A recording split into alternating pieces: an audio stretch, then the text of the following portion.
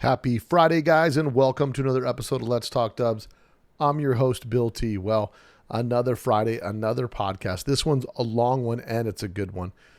There's always been a lot of mixture between culture and the hobby and all that stuff, and I'll get into that in just a minute. But I wanted to remind you guys that One Crazy Weekend is coming up. It's 60 days away for One Crazy Weekend.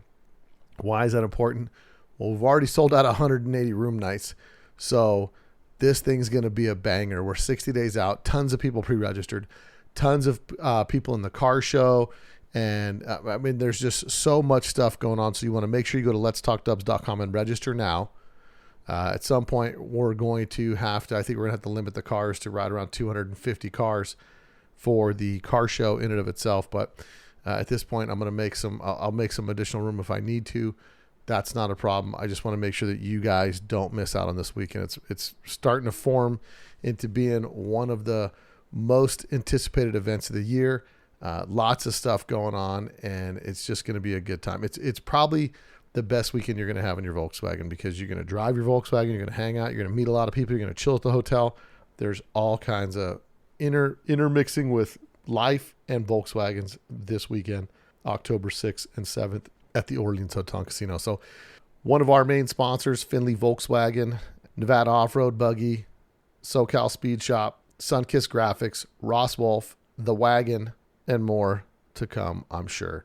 I've really been pushing for sponsors for the event because it's been working out where it's kind of a self-sustaining event. But if any of you guys out there are interested in sponsoring the event, by all means, feel free to reach out to me, Bill at letstalkdubs.com. Let me know how you want to sponsor the event, and we'll help produce some of your merch for people for maybe some raffles or something like that. But it's going to be a great event. It's a nonstop weekend of pure chaos and fun, and chaos and fun is what we're all about, man. So don't forget to support our sponsors. VW Trends Magazine, a magazine for the people, by the people, not the same old stuff, air-cooled, water-cooled, and tons of how-tos. Subscribe to that. I just got my recent issue this week, and you'll get yours as soon as you subscribe to VWTrendsMagazine.com. So go to the website, VWTrendsMagazine.com. Also one of the sponsors for the show. So don't forget that. You need some parts for your Volkswagen. You want some stuff that's cool, that's built, that's quality, and that is really designed by people that are into Volkswagens. People with a CAD background, people with a design background. Well, go check out Ross Wolf. Ross Wolf, some of the highest quality aftermarket parts available for Volkswagens today. VW parts made by VW people, hardcore enthusiasts. Check them out at rosswolf.com. Get yourself a Viton sump plate gasket, a locking dipstick, or some bus deck lid hinges. So check them out today at Ross Wolf. That's wolf with a U.com. Now it's time for a couple shout outs. You get a shout out on Let's Talk Dubs by supporting the podcast by picking up some merch or leaving a 5-star review on Apple Podcasts. First shout out goes to Chad White Knight, who picked up some merch. Appreciate you for supporting. Also, Daniel Eason for supporting the podcast by picking up some merch, as well as my guy Juan Hernandez. Guys, I appreciate you supporting the podcast, and I look forward to seeing some of you guys here in Vegas for One Crazy Weekend. So don't forget, book your rooms now. I had a few more rooms released. 15 more rooms were getting put on for the next couple of days. So make sure you lock up your rooms, get that situated, and you got to do what you got to do. Once you run out of the room block, they kick up the rate a little bit, so you won't want to get caught on that end. But either way, it's going to be worth it. So make sure you guys come check out One Crazy Weekend.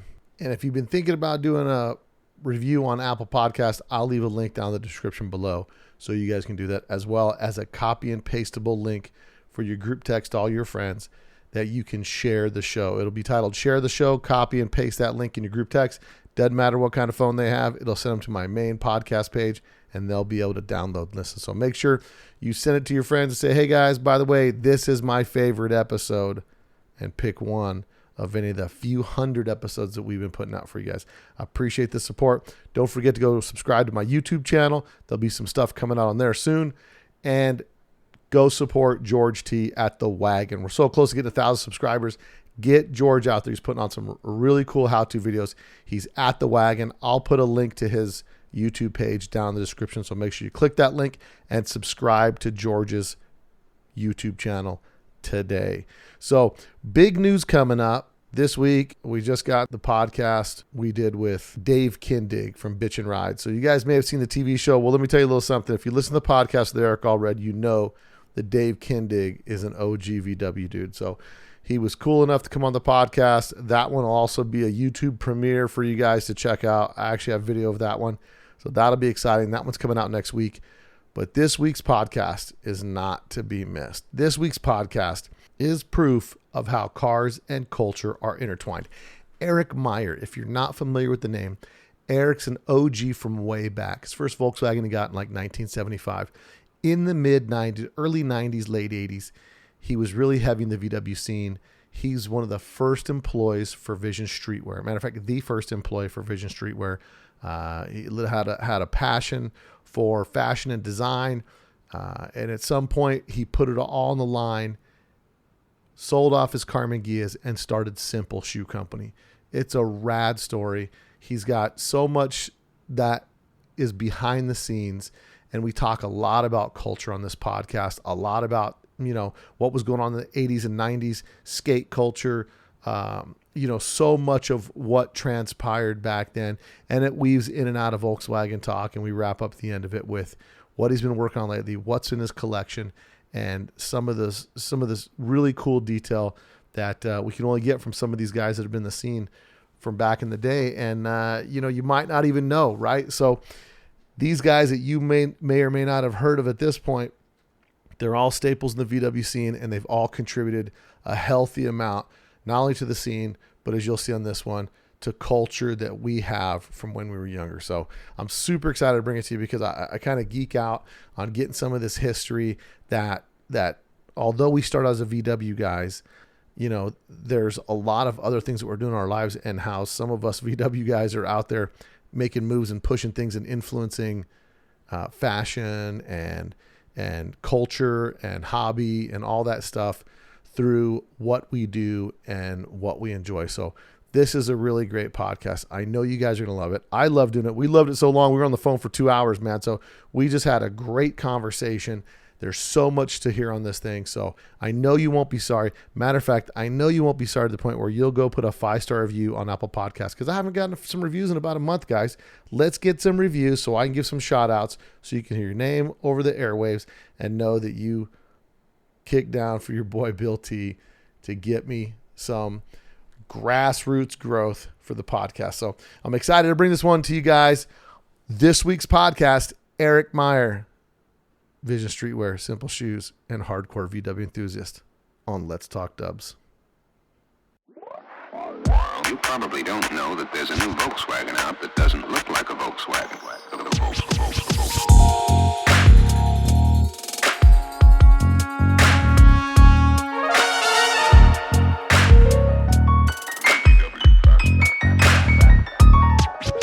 It's got everything that people who like the bug like.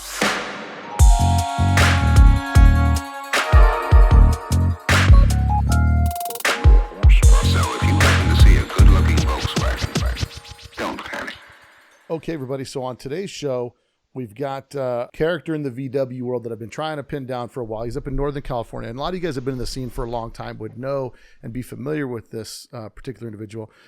Eric Meyer is his name, and you may know him because he's the guy that started Simple Shoes, and he sold his Karmann Ghias, and he's a hardcore VW enthusiast, has been in the VW scene for years. Matter of fact, was in it from day one. And I'm excited to have him on the podcast to get his story and to get all the history that pertains to all things VW and our culture and everything. So, Eric, welcome to the podcast. Thanks so much for having me. I started on day one. My dad was a contractor and a design build architect guy. And so he always had trucks. And in the 50s, the Volkswagen dealer in San Luis Obispo was called Luxinger Motors, and the first trucks they got in, nobody was buying, and so my dad made a deal with the owner, and he got the first truck they ever sold in San Luis, which was a 57 single cab, and I was born in 62, and that was how I came home from the hospital when I was little. Was in a single cab 62 VW, so you could say it started early for sure. Yeah, no, that's cool. So, and so my cursory understanding of you is I remember going to the Pomona swap meet way back in the day, and I can't remember if there was people that I knew that knew you, or because going to the swap meets over and over, you kind of see people from Northern California, Southern California, and I'm from Southern Nevada, so I'd go there occasionally, and I just remember seeing some of the ads for Simple shoes and saying, I think did you even have some models of shoes named after Volkswagens? Like some of the colors, like we used L512 as one of our colors, which is velvet green, and only VW guys would know that. It was done that way on purpose. Right. And it was only specifically like bus guys would know, because L512 velvet green is only a color you see on buses. And so, yeah, there's a lot of nuance in some of that. But I did some ads that talked. We had a shoe called the Barney, which we called the Transporter in Hot VWs.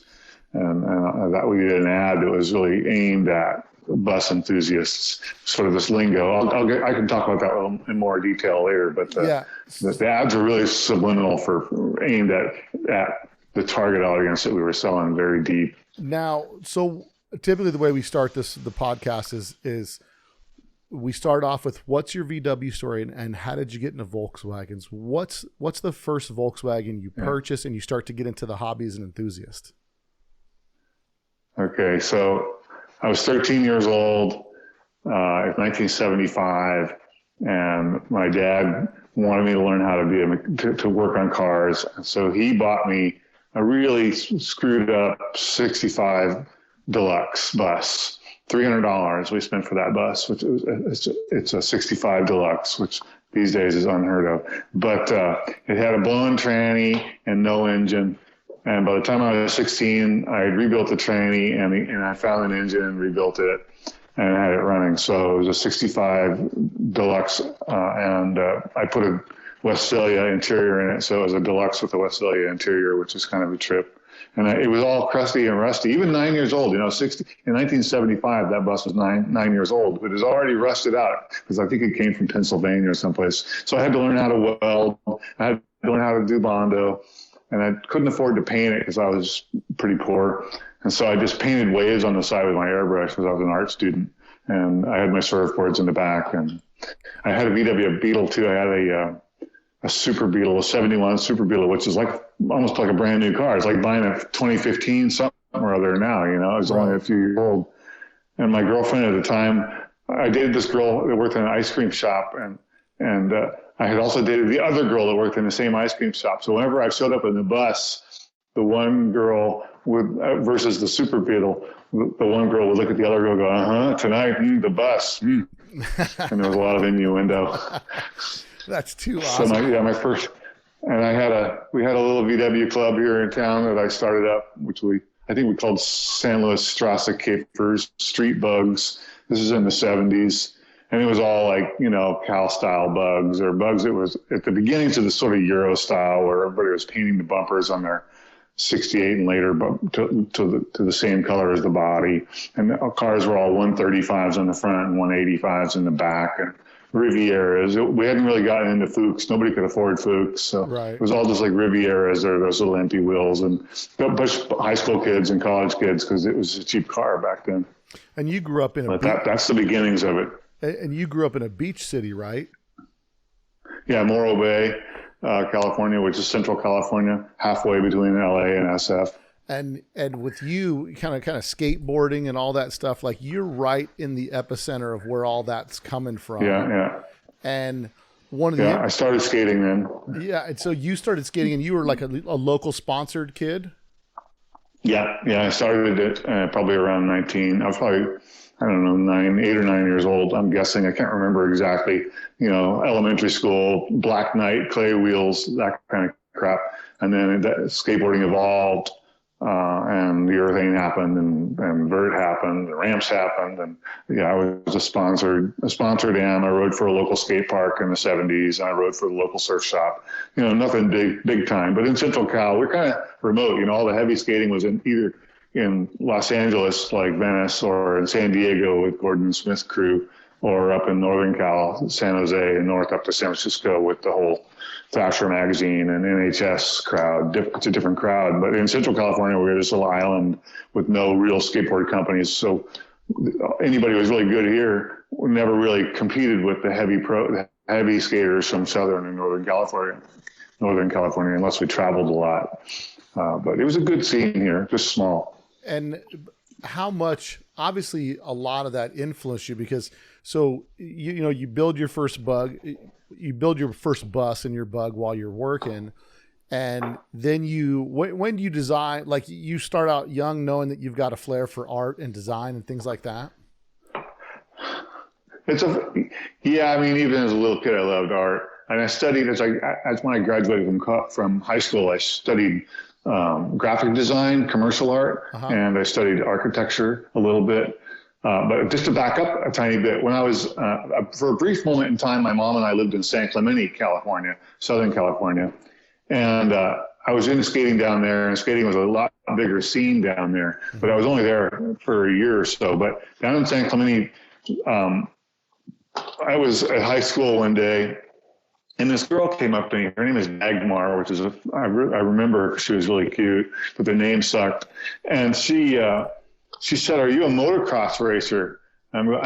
Which to me was like, what the heck? There's no way. I don't want anybody to think I'm a motorcycle guy, because I was thinking I was a cool skateboard surfer guy, right? But this is like early 70s, mid 70s, 70. I'm going to say 74.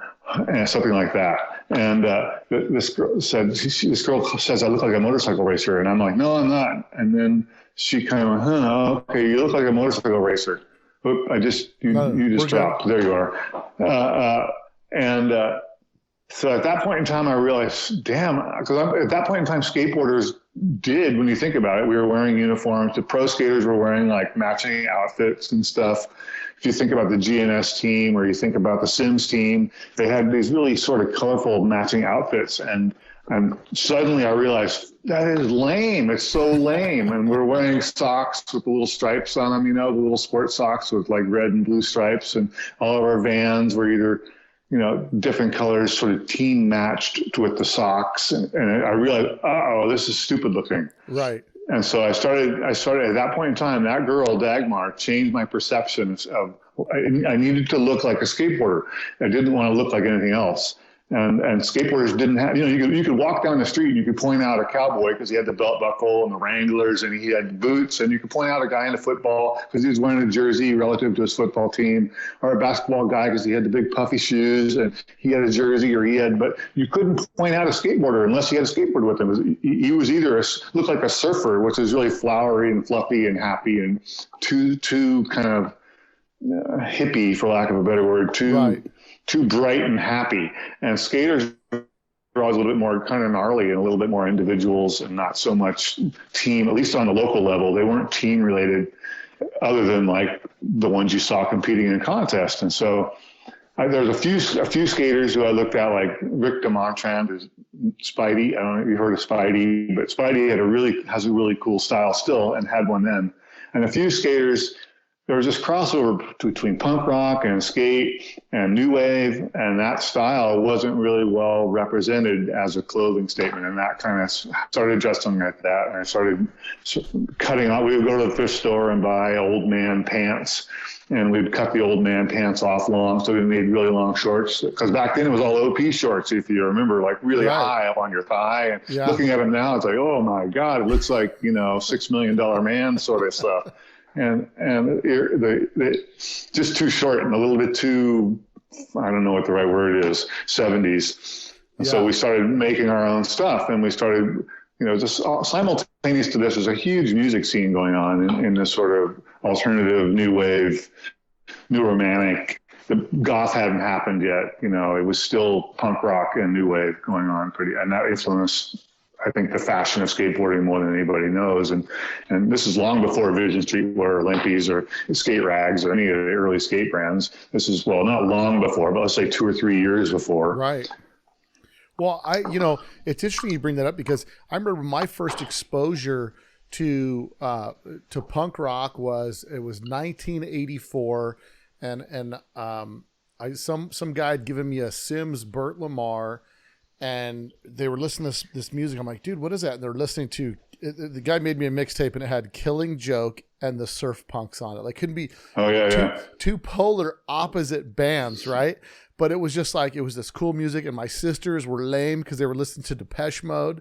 That was like, quote unquote girls music. It wasn't hardcore enough. And then I see the first Vision Skates video, And that for me, where it's, and I think that was the name of it, right? Vision Skates.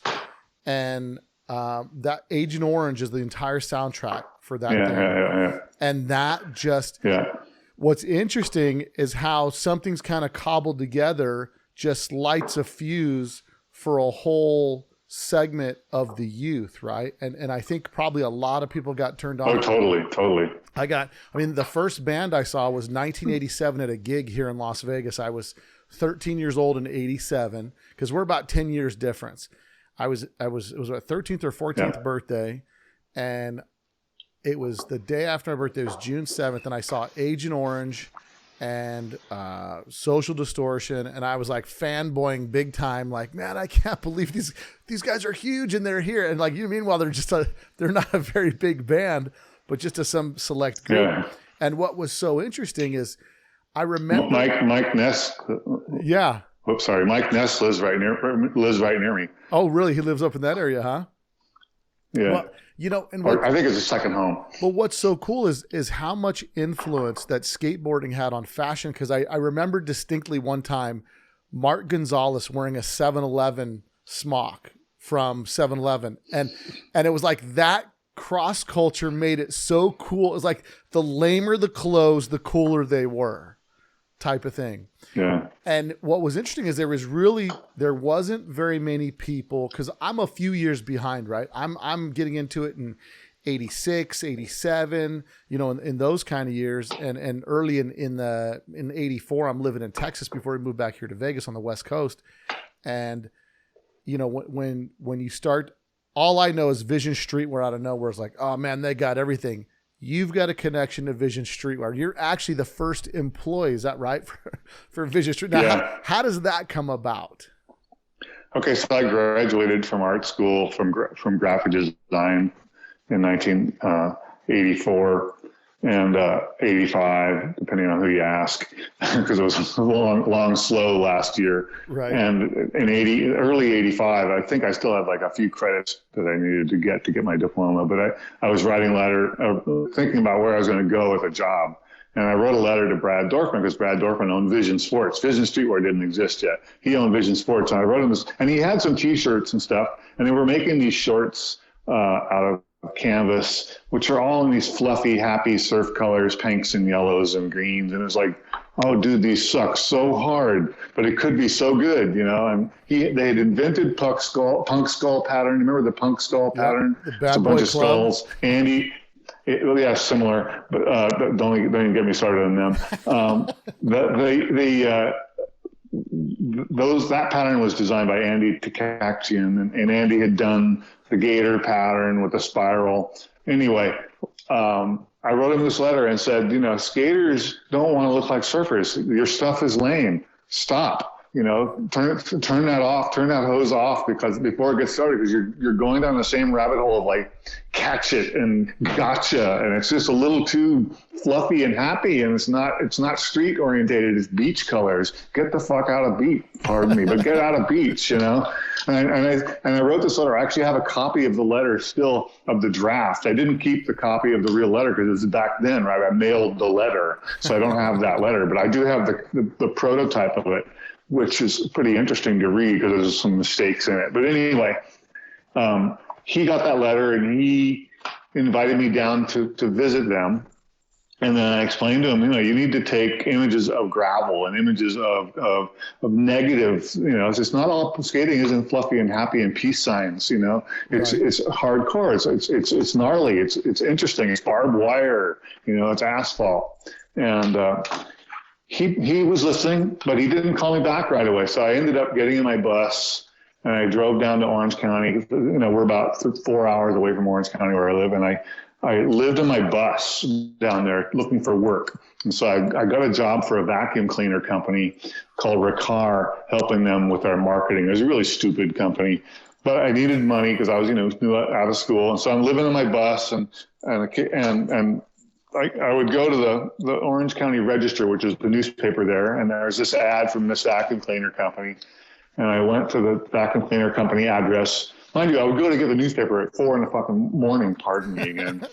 and The presses are still running, and the newspaper boys are coming to get the papers and so forth.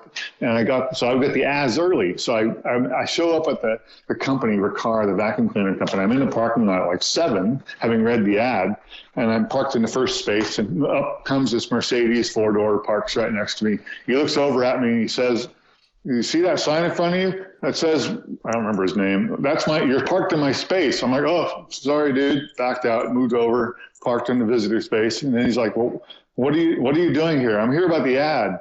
"What ad?" "Well, the ad about they want a graphic designer." "Oh, I just placed that ad last night. I'm not ready to interview anybody," he says.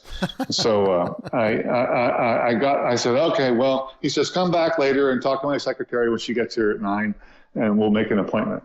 And so I went away, and it was early in the morning, like 7. I went back to the motel and I typed up some questions. I could tell he didn't know anything about art. So I typed up some questions about how to interview an artist and blah, blah, blah. And I went back and he'd actually told me to come the next day. He didn't tell me to come later in the day, but I went back the same day at like 11. And he goes, "What are you doing here?" "I told you to come tomorrow at 9. And I said, "Well, I could tell you didn't know what you were talking about with the art thing." So I made up this list of questions. And here's how to interview an artist, and these are the kinds of things you should be asking. And he looks at me and he's like, "Come here." And he sits me down on the desk opposite him. And mind you, as an art student, you spent 4 years preparing a portfolio, right, to show your wares to the prospective employers. And he goes, "You got the job." I'm like, "You haven't even seen my portfolio." He's like, "I don't care about your portfolio. You're a really proactive cat, and we're going to do this." So long story short is I'm working there about 3 months, and Brad calls me out of the blue. He calls me at this place at Ricard Vacuum Cleaners. I'm like, "How the hell did you get my number?" He goes, "Well, I called your mom up in Morro Bay." and he says, "I'm ready to do this." And this is 85, right? So I was making like 30 grand a year, and I was fresh out of college at this vacuum cleaner company. And so Brad says, "Come on, I'm ready to do it." And he's all, "What are you making there?" And I'm like click, click, click, click, click. I said, "Well, I make him 60 grand. I lied. And he goes, "Come on, I'll give you 75. Let's go. We got to do this. This is going to rock." And so I'm like, 23 years old. Yeah. I immediately doubled my salary plus. I'm like, "Oh, this is great." Right. It's huge. So that's Vision. And Vision Streetwear at that point in time was just the T-shirts made by Vision were called Vision Streetwear. It was just a logo inside the T-shirts. And Greg Evans had designed that logo.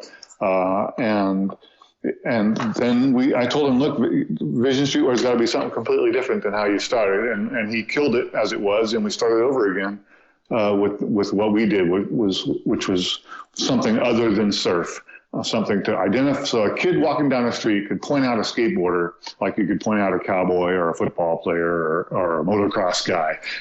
And that was the whole point. And what's interesting is you referenced earlier what was that girl's name again? Dagmar. Dagmar.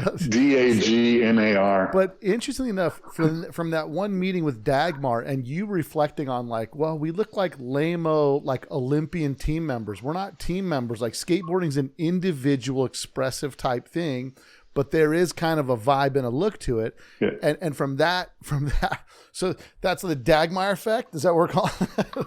But I mean, like the whole thing creates this. Well, nobody else really knows that story. But I mean, it creates this evolution where you really reflect on it and you think like, man, just like Volkswagens, right? Volkswagens are this universal platform that everybody has, but there's so much individuality in the hobby. And that's why I think you can see that same influence in skateboarding, that although things that come from you, from your personal desire, like I don't want to be confused with a motocross rider or something because I'm wearing this striped shirt that the other dude's wearing and we look like we're on some kind of team, So I find that really interesting how that evolves because, the culture of the music of that time, you can see undertones of that in the wear, the Jimmy Z pants, the all those types of things. Now, at this time, who are the major brands? Because Brad Dorfman, I don't know the guy. I've listened to him on a few podcasts. I don't know if he's got any connection to Volkswagens at all, but I know that he had a lot to do with some of the especially radical commercialization of skateboarding, right? And some people love it or hate it. It doesn't matter. It helped make it explode to some degree now. And you would probably have more firsthand knowledge of that. He's also a car guy. And I think there's a lot of that car culture where it ties into clothing and fashion and all that stuff kind of melds together to some degree. Doing that with Vision Streetwear, when you started with that, and now you're essentially starting your own fashion trend. And obviously it's coming from influence that you're getting through music and culture and things to that degree. How competitive was it in those early days at Vision Streetwear with other companies? And then who's because you did mention something about the bad boy club, right? And you guys originally had the pattern. Was there a lot of that stuff going on? Like, well, we got to come out with this first because someone else might take it, or people try to reinterpret everybody's designs? I'm not really worried. That company we weren't worried about at all. They were just taking commercialization to another level. I mean, the Bad Boy Club is essentially surf and skate, but aimed at football and basketball and the mass market. It's not aimed at the hardcore skaters or surfers at all. It's just taking some of the nuance. It's the same. Life's a Beach, Bad Boy Club, No Fear Gear. It's all those are all the same kinds of ideas. Just mass market. But so those brands hardly even existed in our minds. If the companies that I was looking at back in the beginning. Let me back up a little bit, because skating and the kind of music that we were listening to and the styles, I think skaters are, because they're individuals for the most part, they're not competitive like the way a soccer guy or a football guy would be. They're humble. They're humbler. And it's hard for me to put this into words, but skaters don't really care what other people think about them so much. And maybe I'm just putting words out that don't actually exist, but skaters wanted to be individuals, but they didn't really care if the other people liked them or not. They just wanted to, a lot of skaters, because they were individuals, were also interested in art. I mean, think about Mark Gonzalez. Think about a lot of skaters are great artists. And so they wear what they wear because they're creatives. And that creativity shows up in the things that they choose to wear. The goofiness of what they wear in some ways is just because they're being silly and they want to stand out, and they don't give a flying hoot what anybody else says. And so with some of the beginnings of Vision was just trying to understand what that meant. It didn't, I mean, other than maybe Peter Schroff. You ever heard of Peter Schroff? Peter Schroff he had a company called Schroff. Schroff. And Schroff, he's a surfer. He's from Santa Monica area. He hung out with a lot of the Z-Boy sort of era guys, Dogtown crew. And there's another, back then Stussy was just kind of coming out, the Stussy brand in the surf culture. And sort of Stussy was the first brand to kind of mix surf with street. That's what Sean's genius. And so of any brand that I think we were looking at, it would have been those two brands. And then Gotcha came out with a brand called Bash real quick. And Bash was a skate brand that lasted probably less than 6 months that Peter Schroff designed for Gotcha.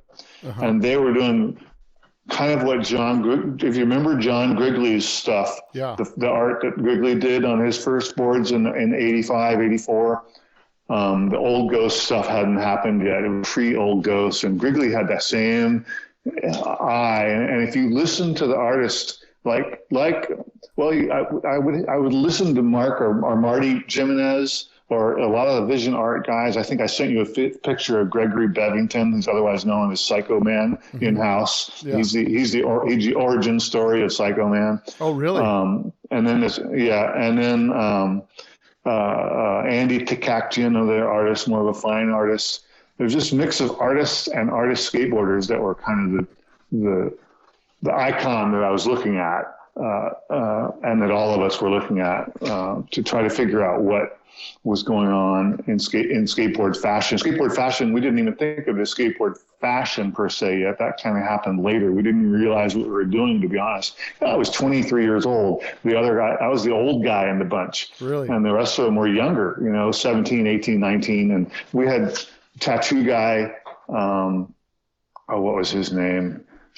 Really insane artist, but he was 17, and so there's all this intense art coming out of young people that without even really thinking, we're just shooting from the hip in many ways. Like if you look at what Grigley was doing, which is some of those little girls' faces and really posterized on his boards, and we did some work with him on some shirts, and just did Greg Evans, who's the guy who designed the Vision Streetwear logo. Yeah. He was messing around with typography. He would put wax on the copy machine, and then he would Xerox through the wax to make the edges of the type fuzzy. I don't know if you know, like the early Vision Streetwear logo, all the edges were sort of fuzzy and rough, looking like sort of like stone. That was because Greg was modifying type, and then that style type became known within the action sports industry, and people would start. There's a guy named he was the editor at Skateboarder magazine, art director at Skateboarder for a while. I've forgotten his name.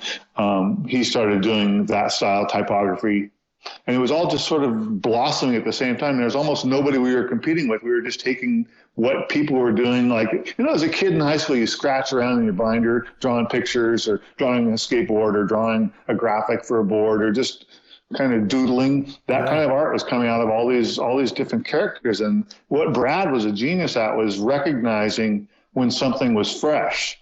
That's what he saw when I was doing, and that's what he saw and what Grigley was doing, and that's what he saw with Jimenez and with Mark Gonzalez and all these artist skaters. Brad he himself was not artistic. He's kind of a Harley guy. He's really into Harleys. He could have made $1 zillion selling Harley stuff because he was early on the retro Harley stuff. And he's not a VW guy, although he did buy a Volkswagen that used to be one of mine, which is funny. Oldbug.com, Randy Carlson, sold him one of my old microbuses, which was actually in a Hot VW. My sealing wax red and beige gray 63 Deluxe was in Hot VWs along with that Ghia, I think. Yeah. That gray Ghia I was talking about as the Simple collection. And Brad bought that bus. But anyway, he was just good at noticing who other kids were looking at as style icons. And it was tough because there was a lot of different schools. There was this sort of,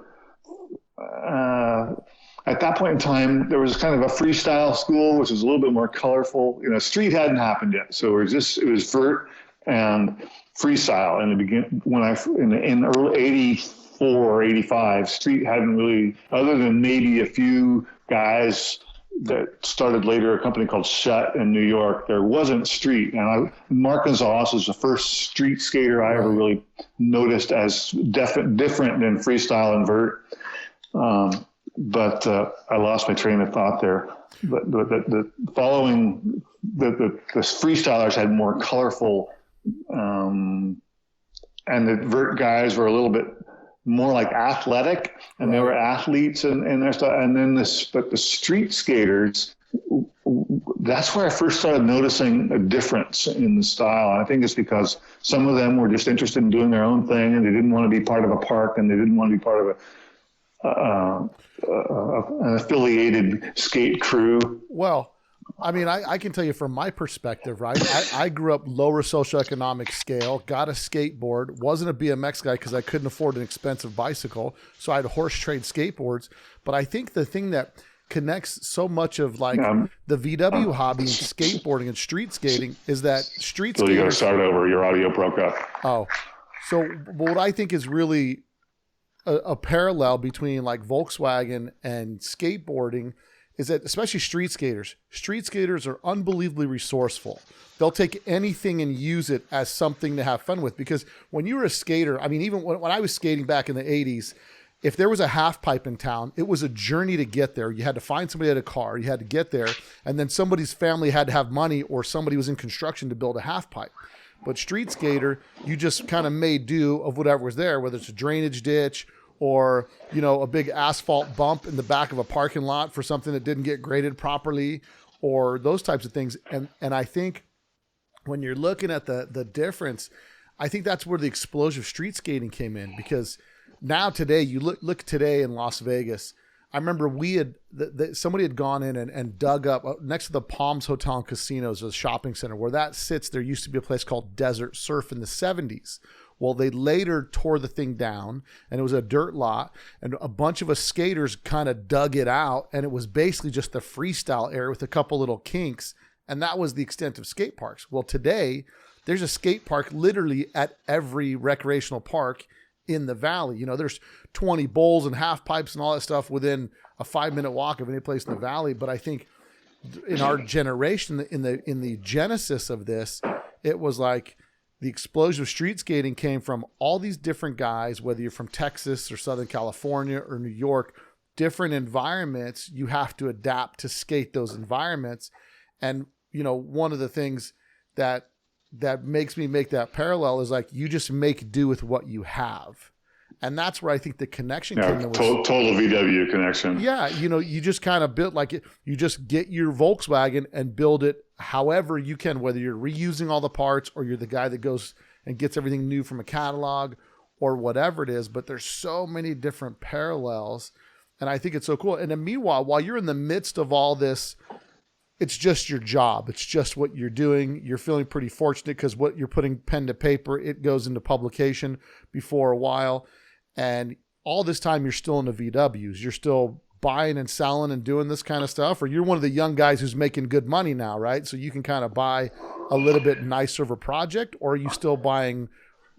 I can, just to back up a little, just to tie back a little bit to street skating before I start off on what you just mentioned. There's a direct relationship between the way skaters are sort of humble in their at least what I think of as humble. They're not. There's good skaters, and like you could tell a guy who's cool style skating. Like he's just got a style. He may not be the contest winner, but he's got style, and he represents like it's just the beauty of skateboarding. It kind of boggles your mind. You watch them. And those for me, those are the ones I really love. I care about contests and so forth, but for me, it's the guy who's just a great skater. I just love watching and hanging out with and skating with. And it's the same thing in VW. Sometimes people will have the most elegant, like the detail that they do on something, a car it's just a scrappy little car, but they've done it so well with no money. It's really a parallel for me. And then there's guys, like you say, that buy out of a catalog, and their cars are nice, whatever. They're kind of boring, but they're beautiful.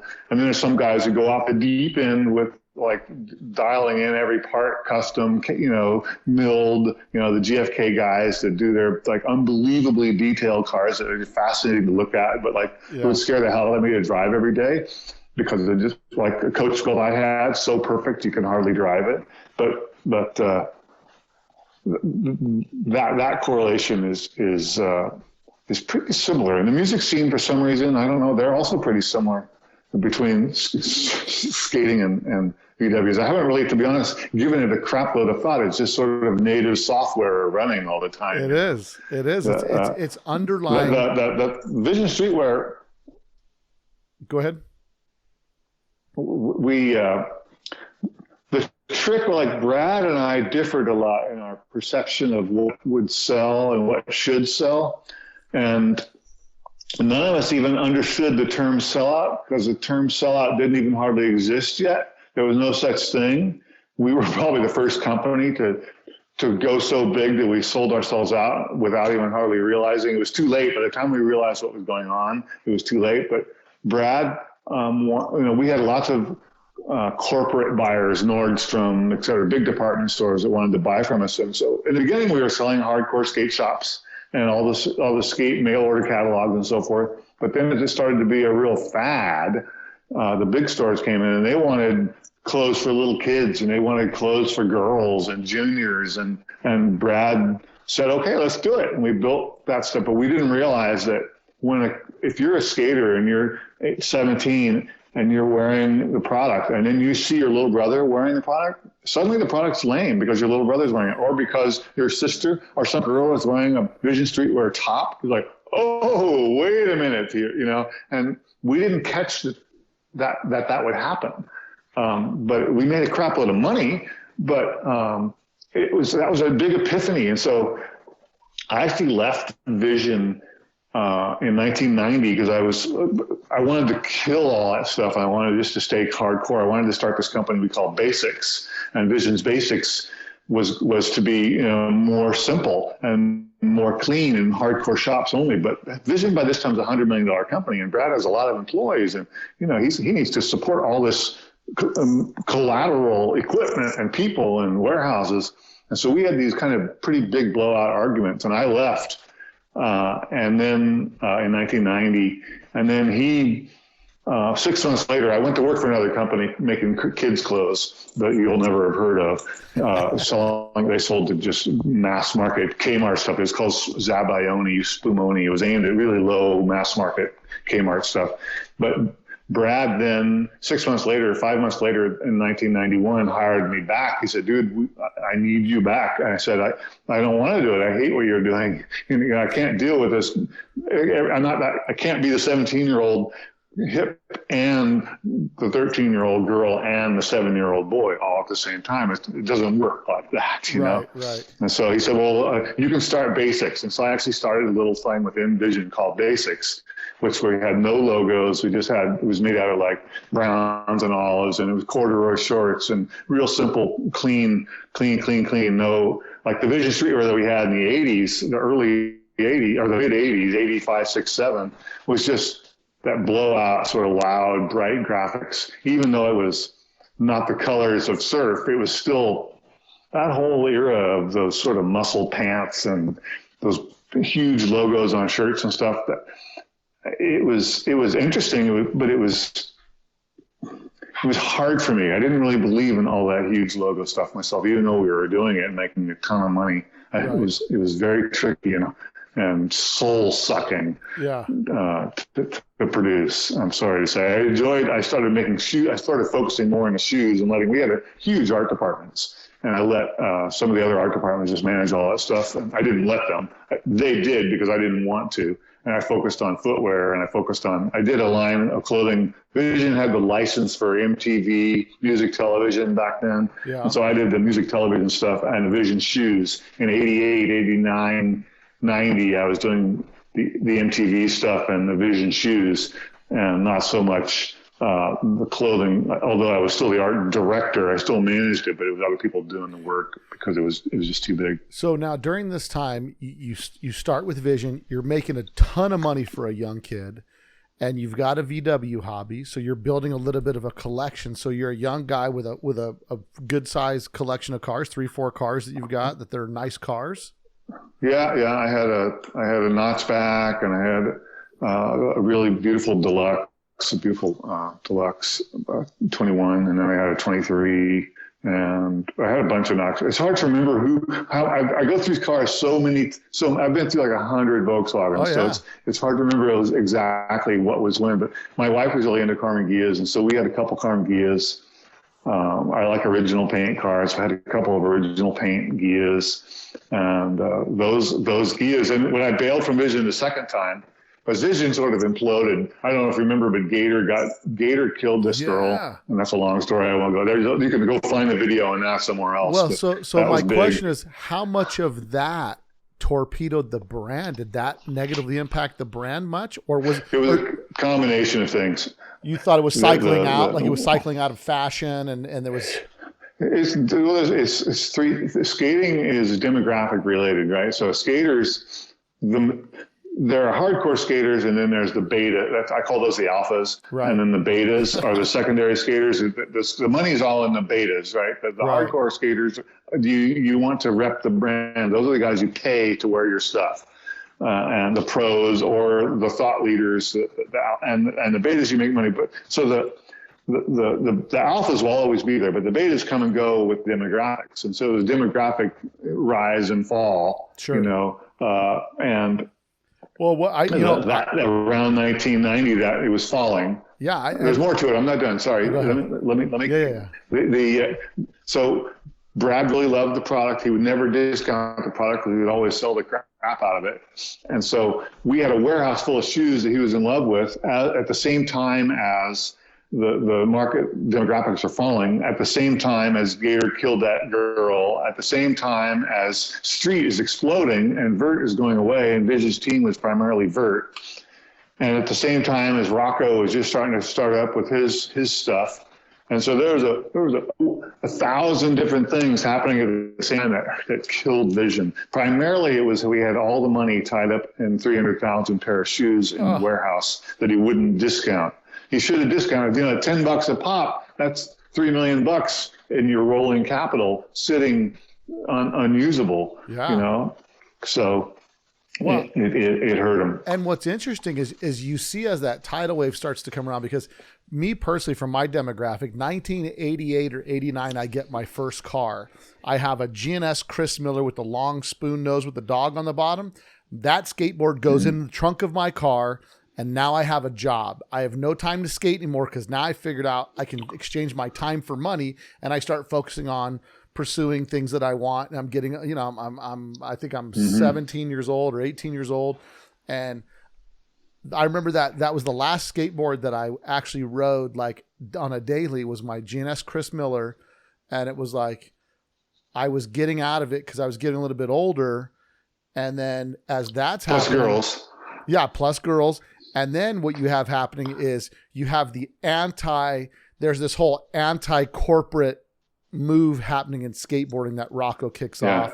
And so I totally get what you're saying. So you see it starting to crumble, and you're like, you know what, by the way, I'm out of here. I'm going to go start my own thing. What was your motivation? Like when you left, you thought, I'm going to fix this. And what's interesting to me is I've had several people work for me. One guy bought a silkscreen machine. He worked in my office for me, and he says, hey, can I use the warehouse in the evening to make shirts? I said, sure. The machine sat there for a while. I said, what are you not making shirts for? He says, well, I've got, you got to have money to make money, Bill. I said, well, didn't you tell me you've got some huge record collection? I said, why don't you just sell the record collection for your startup money and get going? He goes, dude, there's no way I'm selling that record collection. And I said to him, well, then clearly you don't believe that you can do it, because if you believe you could do it, you'll buy 10 times the records on the backside. So that's a pretty big move to take these cars that we have that are like, they say fortune, what? Go ahead. Yeah. But it's, it's one of those things where Vision, go ahead. Brad was a brilliant entrepreneur, and he would jump off deep, and to be able to work under him and watch how he worked was really educational. And he had a saying, which is somebody else's saying, but it's fortune favors the bold. We actually did a t-shirt that said that, fortune favors the bold. And you're absolutely right. If you're not willing to sacrifice, you're not going to, you have to jump off the cliff. And if you don't jump off the cliff, it's never going to happen. And that first step where you start to fall is almost impossible. Once you start falling though, then you're really like, oh crap, I got to start flapping my wings now. And so you start really kicking ass and taking names, and watching Dorfman do that over and over and over. And occasionally he'd fall on his face, but most of the time he did okay. Like if you do good more than you fail, you're going to make it, but you have to be willing to fail. Now, before we jump into Simple, you showed me a prototype of a plastic little skateboard. Is that before? Is that while you were at Vision? Yeah. So I was making keychains and sunglasses and hats and all sorts of accessories for Vision Streetwear. And there was this guy who had this company called Somerville, and Somerville was making keychains for us. And he had these surfboard keychains that he was making for Town and Country, and it was a piece of plastic with a piece of paper embedded in the middle. It said TNC, or it said Maui and Sons, or a couple different companies he was making them for. I'm like, oh, that's cool. Can you make a skateboard like that, a skateboard keychain? And he's all, well, why don't you draw something up? So I drew up a little idea, which is a piece of plastic, with plastic trucks and plastic axles. And the axles had a little diagonal slit in them. So you remember how Hot Wheels have those little axles in them? Yeah. So the Hot Wheels axle was our prototype. And the Hot Wheels axle went through the slit. It was diagonal inside the truck. I have the board here somewhere if you want me to go grab it. It's downstairs. Oh, I got the picture. I have the picture right here. Yeah. Okay. Well, the board, if you leaned on it, it would turn because the axles weren't up diagonally through the slot in the hanger. And so anyway, we made those, and I hadn't even really ever seen fingerboarding. I didn't know fingerboarding. Fingerboarding was happening. People were doing it, but it wasn't big at all. The fact that these keychains became fingerboards was a freaking fluke. It was just because skaters were making them out of popsicle sticks and stuff on their own with old Hot Wheels and miscellaneous toys, but it wasn't a thing. There was nobody publicizing it. It just kids did it in their cereal bowl at home because they're bored, and as Boy Scouts or whatever, we knew how to whittle, and so people were making them, and I didn't even know that at the time. This just happened. That whole fingerboard, but that board you have the photo of, was in the museum actually, Jack Smith's skateboard museum up in Morro Bay here for a long time, although he's closed it. That board's going to the Smithsonian, to be honest. I've been asked to give it to the Smithsonian, but that whole fluke was totally just a fluke. But yeah, we sold bazillions and bazillions of those boards. I think they cost us 40 cents each, and we sold $4 or something. I forget what it was, but it was insane. And I think that's the interesting part of design and what you do, right? Some things you're going to pour your heart and soul into and they flop. And some things you just look at it and go, yeah, cool, approve it, send it off, and it just explodes. And it's like, it's like trying to catch lightning in a bottle, right? You're trying to figure out what it is that's going to take off the next thing. But then in this culture, there's also that level of quote unquote street cred is what I call it, or I'm more punk than you, or I heard the band first, or when the band gets commercialized, it's no longer cool. Just like we talked about, when this 13-year-old girl's wearing Vision Streetwear stuff, it's like, yeah, this is lame. This stuff's going in the trash. But, from the standpoint of design, and especially when you're on the forefront of the counterculture movement that then becomes the mainstream, that's, you kind of got to a point, I'm assuming in your career, where you were kind of worn out with that, and you're like, you know what, I've seen Brad do it, I'm going to go for it on my own. Well, the 80s were also over, right? In the 80s, caution tape and bright loud colors and fluorescent, that was all new and fun and interesting. It hadn't been sold out or made lame yet. Even Stussy made fluorescent shirts. They were cool. That was cool. Like that whole new wave look was what the cool kids wore, or the punk rock look was a little bit more gnarly version of what the cool kids wore.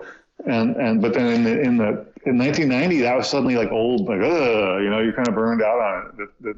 The door had shut on that style. And so what people were all wearing then was a reaction to the oversold logo. Nobody wanted to wear a logo at all. Yeah. And so in the 90s, what happened later became known as normcore. Are you familiar with the term normcore?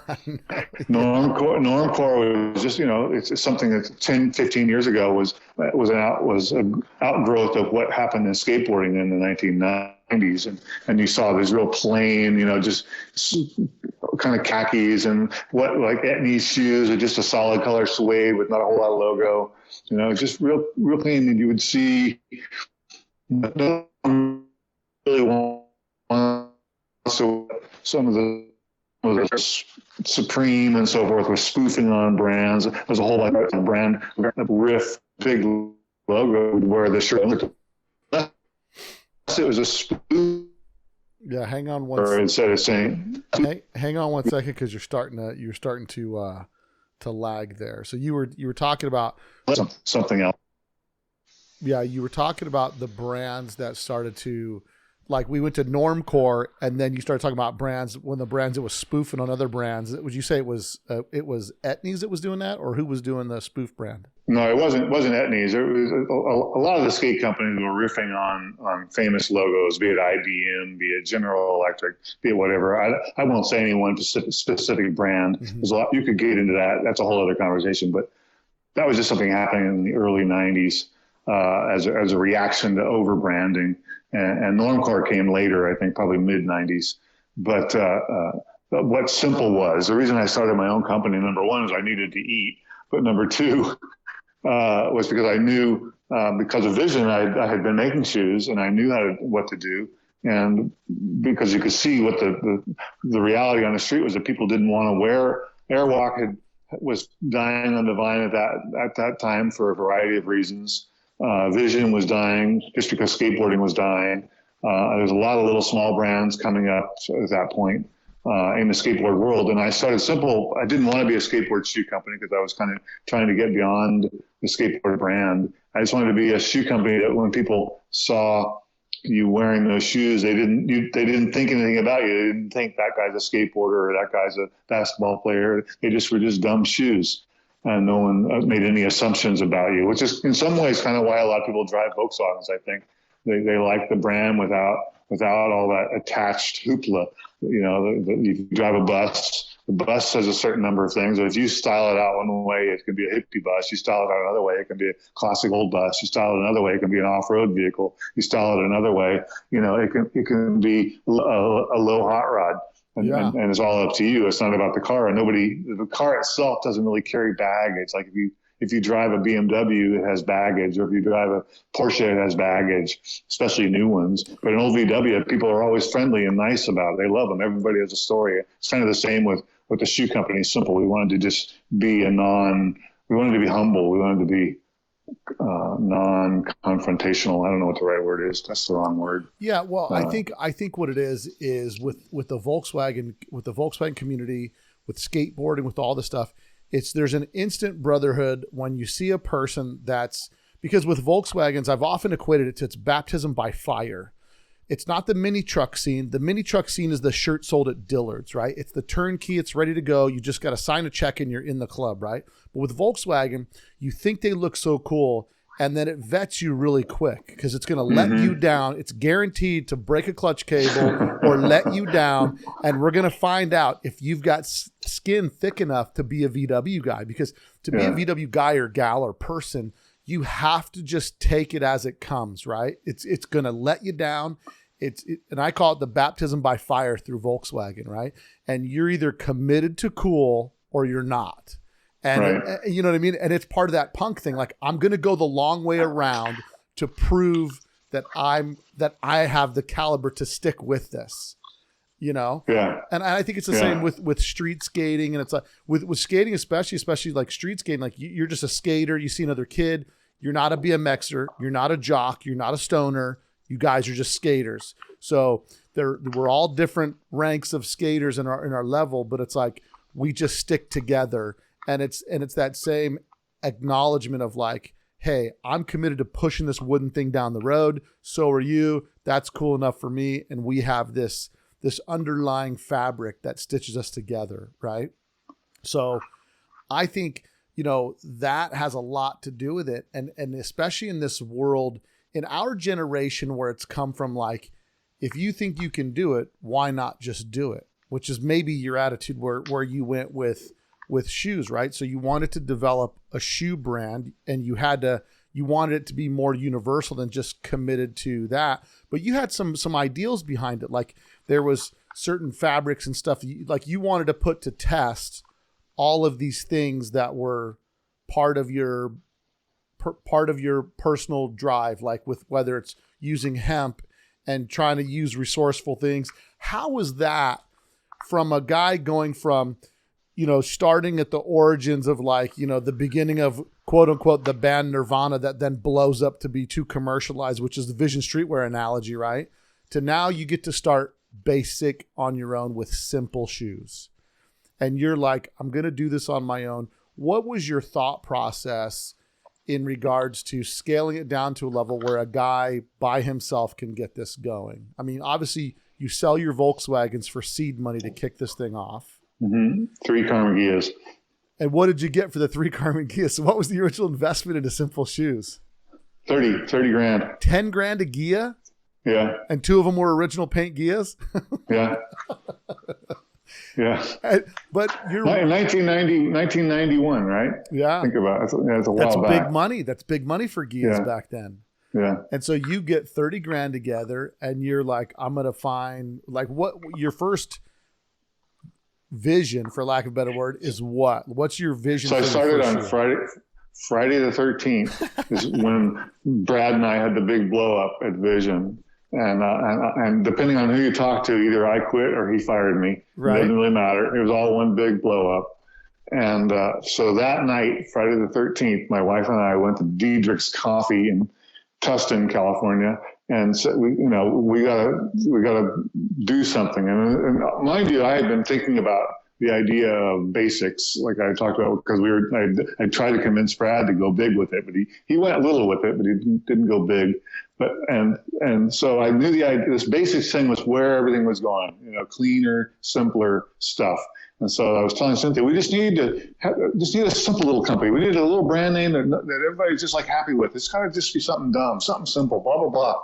And so I realized that after about an hour of talking at the coffee shop, that word simple had come up 30 times. Well, that's it. It's got to be that word. And there's no way that word's available. So the next morning, I went to the United States Patent and Trademark Office in Los Angeles, which was open until noon on Saturdays back then.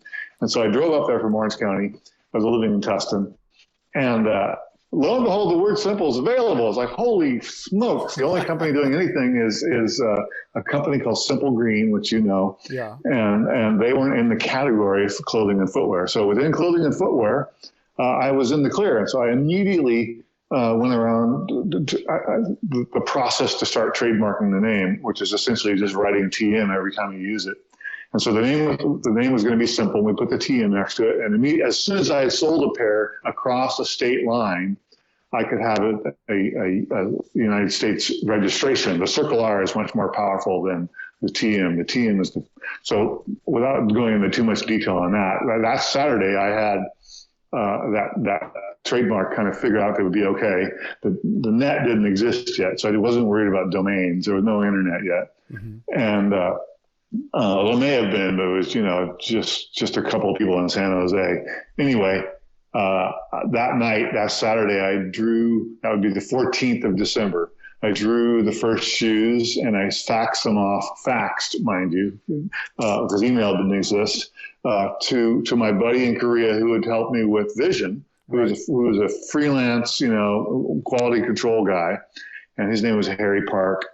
And Harry connected me with a mold shop in Korea. So my drawings for the first molds, I did Saturday and Sunday that day for the outsole. And I called my friend Pete, who built Trade Show Booths, and I said, I need a 10 by 10. I want it to look like this. And we're going to use my scooter as the table. I had a Vespa, and we built like the skim board that sat on top of the scooter as the desktop. And I said, hey, I want the backboard to be birch and blah, blah, blah. And then on Monday morning, I got in the plane and flew to Korea. And I didn't have the money yet. I hadn't sold my Karmann Ghias yet, and I went to the factory and I started making the first prototypes, and we made the first prototypes that week. Over Christmas, I was in Korea. And the Action Sports Trade Show booth, which is the big trade show in skateboarding back then, was called Action Sports Trade Show in San Diego. And that was in January 20th. So I had called and I got one of the last booths available, and it was, mind you, I only had like less than 30 days. And I called my buddy at the silkscreen shop and I drew up some art for this t-shirts, and he made me shirts. And I called my embroidery buddy for the hats, and he made hats. And DeWitt, who was a sticker guy, he made me stickers. So by January 20th or 21st, whatever it was, I had hats and stickers and t-shirts and my first samples. I had literally like 4 shoes. That's all I had in the whole world. Wow. Was simple. But I was at the show with product, and that it was just perfect timing because all the little skate brands hadn't really started up yet. And Airwalk and Vision were dying on the vine. Vans was going through a whole little rehash problem they were doing. And so there was this little tiny opening, and distributors came up. A guy from Australia said, dude, I need these in Australia. This is rad. You used to be the Vision guy? Oh, this is rad. And then my friend in Germany, who was Vision streetwear distributor, he's like, Vision's dying. I got to do something. So I had all these companies from around the world, as distributors. And so when you make footwear, let's say just for the sake of simplicity, a shoe costs you $10. There's duty in the United States, depending on the kind of shoe. It can be anywhere from 80 cents to $3 or $4 on that tin. And then you got shipping, which back then was about 90 cents a pair. And then you got local shipping from the harbor in the United States up to your warehouse. And you got your warehouse cost, blah, blah, blah. You're going to end up with about $15 first cost in a pair of shoes. And so then you sell that back then for $30, and the shop sold it for $60. Right. And so when you have but you have to have all the money to pay the factory the first $10, right? Even though you're going to sell them for $30 ultimately to the shop, you have to have the 10 at the factory, and the factory has these 40,000 pair minimums. And so 40,000 pairs. Yeah. And so I had to lie and tell them I had 40,000 pairs sold, but in reality, I only had about 10,000 pairs sold to distributors. But those 10,000, the distributors, they pay you with a wire transfer up front. They don't pay the full $30. You give them a discount, so they pay like $22, and so you're only making $7 a pair. But they send you money, right? So you use their money to give to the factory, and then you lie and tell them you have 40,000 pair, and you order 40,000 pair just by being daring, basically, or bold. And by the time 6 months had gone by, I had actually sold the 40,000 pair. But at that time in January, a month after I started, it was a big gamble.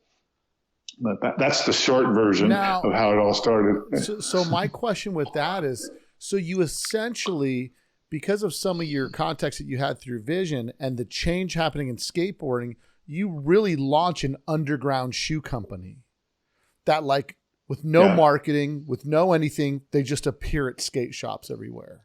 And it's like, well, by the time they appeared in the shop was, they didn't, you make it, when you order a shoe, let's say you order shoes in January from the factory, you're not going to get them until August. Right. And then, so there's a 6 month lag in there. So during that 6 months, I had advertising started. I sold my Karmann Ghias. I had money for the production of the t-shirts, for the production of the stickers. I had worked out a deal with a friend of mine who had a space CCS. Do you remember the catalog CCS, California Cheapskates? So those are my good friends. When I was in college, the guy who started CCS lived next door to me. So my roommates in college, Bob DeNike, you know who Bob DeNike is? He's the CEO of Santa Cruz Skateboards. Yeah. My other roommate is a guy who worked at Power Edge magazine. And then Mike Adamski, who's this guy who started CCS. That was my crew, right? So we're all deep in the rabbit hole of skateboarding. Yeah. And so you have all these. I lost where I was going with that, but we have the shops that you sell to. Launching the brand. I knew them all. Yeah, launching the brand and getting market saturation. Yeah. Yeah. And I sold into action sports distribution. I didn't sell specifically skate. I had a pretty good team. I had Mark Gonzalez riding for me then. I had Julian Stranger. I had Jonas Ray. I had, a lot of Gershon Mosley, a lot of really great skaters. We had Jamie Thomas. I was the first guy to basically, Jamie used to send me videos when he was living in Alabama. And Jamie's one of the most insane skaters out there, if you know who he is. Yeah. I'm sure you know him. He's fucking famous. But back then he was just like, I saw his video and like, oh my God, this kid is incredible. And he came, these guys rode for me for maybe a year because I realized I couldn't give pro skaters not riding for some semi-obscure shoe company, which is what we were. They needed to be riding for a shoe brand in the skate world. And most of them either started their own brand or did something big time. But it was a good little launch. And now once you finally start to see some success at the shoe company, what's the first car you buy back to reinvest into your car hobby? I bought a 52 Zwitter, a standard, because it met with the vibe of simple. And my friend in Laguna Beach, it was actually a 53 oval, but it had the 52 window, but it was a standard. It was a rag top. And I sold that car later. It was mouse gray, and I put military tires on it and a big rope around the front. It looked really kind of machismo, like an earlier standard, but it was a Zwitter. And that thing just looked simple. I had the plate that said said simple on it. And I was sponsoring the show that I was sponsoring. Rich Kimball's a buddy of mine, and I was sponsoring the Classic. I was the banner sponsor for the VW Classic in Irvine, and his son is still doing that now. Yeah.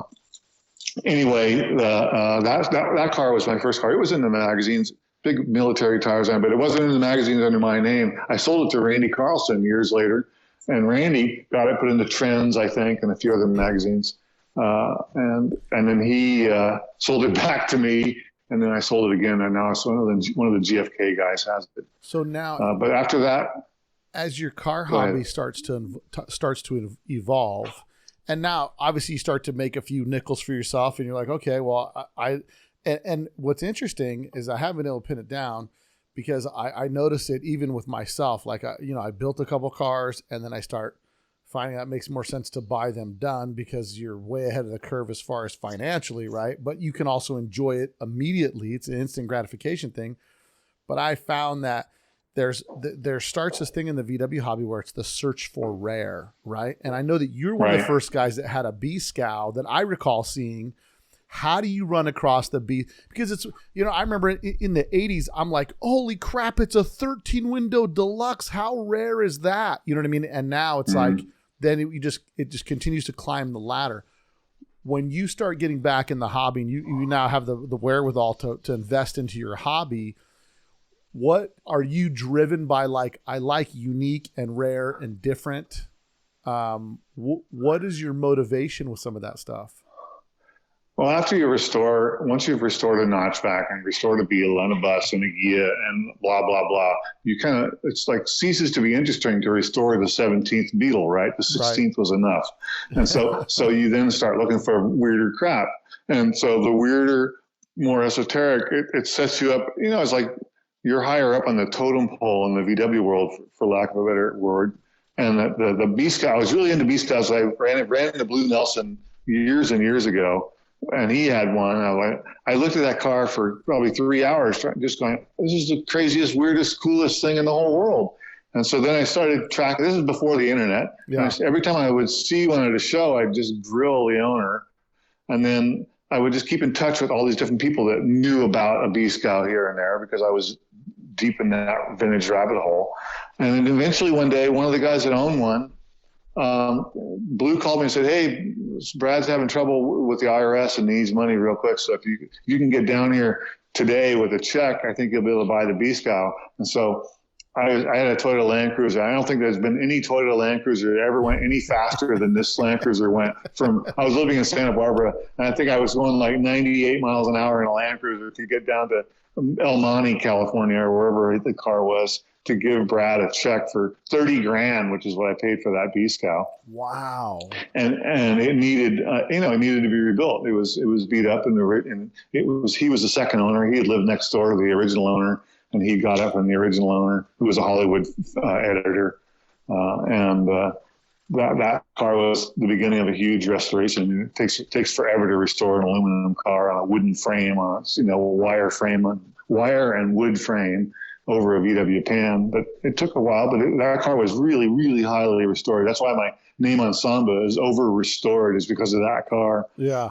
And then you just, at a certain point, you get tired. I have a friend, Jason Murphy, and Jason and I have built a lot of cars together, and we both have been in it for so long and done so many different cars. We're always just looking for the silliest, stupidest thing. Like I had this 2110 motor out of an old Beetle that I sold, and it was a Berg, beautiful motor, big Webers and all that. But you got $12,000 or $15,000 in the motor, and you can't sell it. Nobody wants to give you that kind of money. So I'm like, Jason, what can we do to get rid of this motor? I want to get rid of this motor. And he's like, well, let's put it in a car and we'll build it in the car. And I'm like, well, who's going to, I'm never going to make enough money building a Beetle with this motor in it. And so Ray Schubert up in San Jose, who builds cars for Mark Merrill. I don't know, Ray? I do. Ray had this really, really screwed up old Kubel, this 42 Kubel, and it was on a 63 chassis, and it was beat, and all the parts are incorrect. And I'm like, that's the car for me. And Ray's like, yeah, I'll sell you that Kubel. And so I bought that Kubel. And through a big beat, I got a tranny from one of the big tranny guys back then. I forget who. Was it Rancho? I don't remember who made it. Rancho. Doesn't matter. Yeah. Rancho. That's it. Thank you. They built one of their beef, drag style trannies, and then I redid the pan and put this motor in the back, which was a 2110, probably 150 horsepower, which in a 1942 Kubel was pretty cool. Yeah. And then we lowered the shit out of it. We lowered it so low, I had to actually build brackets to raise the front fenders 4 inches just so I could keep it as low as it was, because it was static dropped about 9 inches. And then I made a fake windshield for it, a chopped windshield, and drove that thing to Solvang, the vintage meet, and pissed off. That car was built because it was it could piss off every VW guy in the whole world. Because if you're a vintage guy, it pisses you off. The patina look didn't really exist yet. This is early '90s. Yeah, this is where I just sold simple, so I was kind of feeling flush. And that car, I don't know if you ever saw that car, but it was. Yeah, I do. I remember funny. that car. It was. Kip. I don't know if Randy Kip Carlson Zimmerman ended up with that car, but I remember. No, different one. I remember. He had a different one. I remember seeing that. Did you have this at the Classic? I do believe I took. And I don't think I ever took that car to the Classic. I think it just went to Solvang, and I sold it to Randy. Had one of the Classic later, and there's another one in England. Mine was. I think it was only shown at Solvang. Kip Zimmerman bought it in Florida, and he showed it in Florida for a while. Yeah, this is now it's restored. And I know that this is, this is at the time that the new BRMs just come out. And again, in the VW hobby, it's like, what can I put on my car that's different that nobody has yet? So it's like, I remember when I was building my bus, I debuted my bus in 2002. And when I bought it in like 2001, I was like, I'm putting BRMs on it because nobody's got a bus on BRMs yet. And then by the time I put it out, it's years later, but it's like you're constantly searching for that one thing that makes you more punk than the next guy. You know what I mean? And it's so funny how that's the same in fashion, in cars, in everything. It's just that same cultural drive with this. So you show up at Solvang. Yeah, so there's more. So Blue and I became buddies after the Romesh thing, and Randy Carlson and Blue and I had all toured around Europe. This is again before the internet, 1993 or so. We toured around Europe together. We went to the Bad Camberg meet, and then we went to the Romesh factory, which still existed at this time, and we got badges for the cars. I was missing a badge, but all during that trip. We sort of fantasized about that same subject. What kind of car can we build? And Randy just loves building weird shit. But we ended up coming up with the new Beetle was just coming out.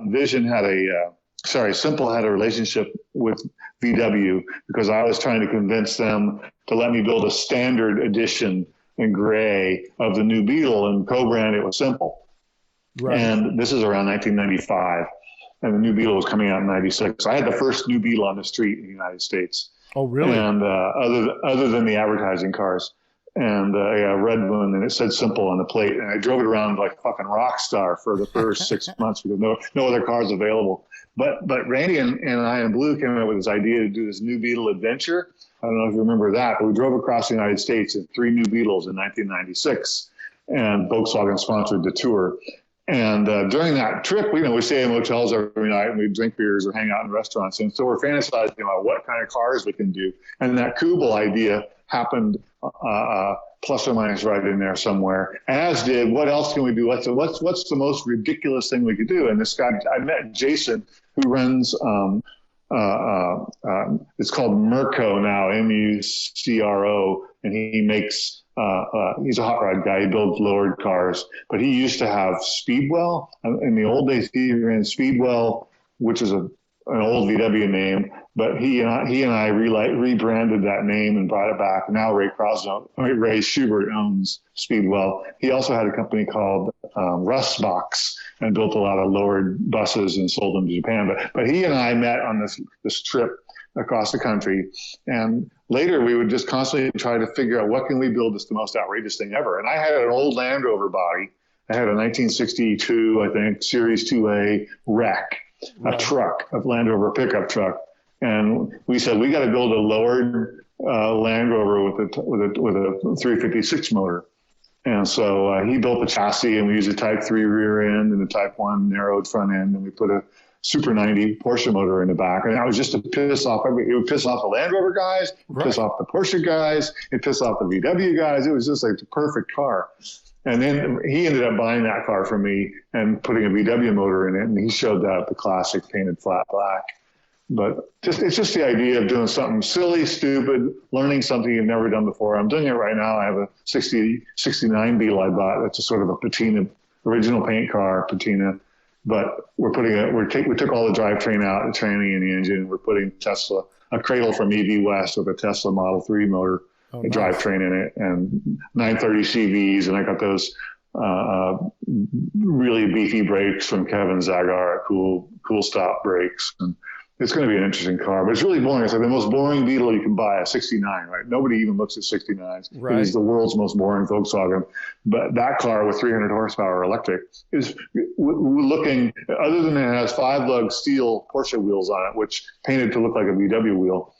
That car is going to be interesting to drive and show up somewhere with that kind of power. Yeah. And look boring. I've had Michael on the podcast before, and I've always been intrigued by the EV swap on some of those, because I just think it's, especially for, rear engine air cooled cars, it makes just such a perfect fit. It would be interesting to talk to you after a long-term exposure of having that thing and driving it and seeing what, how you enjoy it and how you, with in between range and comfortability and power. Right. With anything that's got power, you get used to the power after a while. Totally. It becomes kind of mundane. But after the B-Scow and the Kubel and the Land Rover, which is pretty rad, after you do all those things, you start to get into some of the Porsche stuff. You start to collect Porsches and things like that. How do you end up getting into Porsches? Collect's probably the wrong word. I like building them. I love building cars. So it's like it's a hobby that's very fulfilling. I love taking them apart, and I love sandblasting all the parts and painting them and getting everything clean and tidy and replating and blah, blah, blah. And then once they're done, then they're just kind of boring because they're all perfect and bitching and they're fun to drive and fun to go to the show. But after that, it's like, okay, now what? Because you're done. And so I end up usually selling them. But I've been through a bunch of 356s. Mike Mellon has 2 of my old 356s. He has my green 55 Continental that I spent a fortune on, but he paid full bucks for that. But back then, it wasn't even that much money. Now, the Continental, I remember seeing the Continental because I have subscribed to Excellence for I can't tell you how many years, but I've probably got, I don't know how many. And it's just weird because I've owned a couple Porsches, but not like for long period. I've had a 912. I had an 86 911, which was my first actual registered running driving Porsche. Mm-hmm. And then I owned a 99 996 that was optioned to the hilt. And that was even a better car, better air conditioning, better for a driving vehicle. One of the most underrated ones. But I remember having an issue of Excellence, and your Continental was in there. Now, for those that don't know, because we're still talking classic German cars, we're talking Porsche. So, what is the Porsche? What makes it a Continental? And I know that it had, I think were those Daytons on there, or those a different brand? Yeah, Daytons. But a factory Dayton? No. Okay. They're aftermarket. Factory didn't make wires. So a Continental is so there's a guy, oh my brain, come on, Eric. Joseph Hoffman, imports Volkswagens, right? And he imports a lot of rare cars. And he tells Porsche that the word, calling a Porsche a number, 356, is a stupid idea. He needs names for them. So he comes up with the idea Speedster, and he comes up with the idea Continental for the coupe. And so Porsche goes, oh, great idea, we'll do it. So all these 55 Porsches sent to the United States are called Continental. Hello, Ford calls and says, guys, Continental's trademarked, can't use that word. Sorry, bye-bye, click, dial tone. And so the 55 only Continental. And after that, they started calling them Europeans, but the European was too esoteric, and there's only a few Europeans. So they went back to the numbering system, and the 356A came out, and they just stuck with numbers after that. So, but 55 is the last of the pre-A early Porsches. And they were referred to, are they titled as a Continental? No, they're 350. Well, they're titled as a Porsche.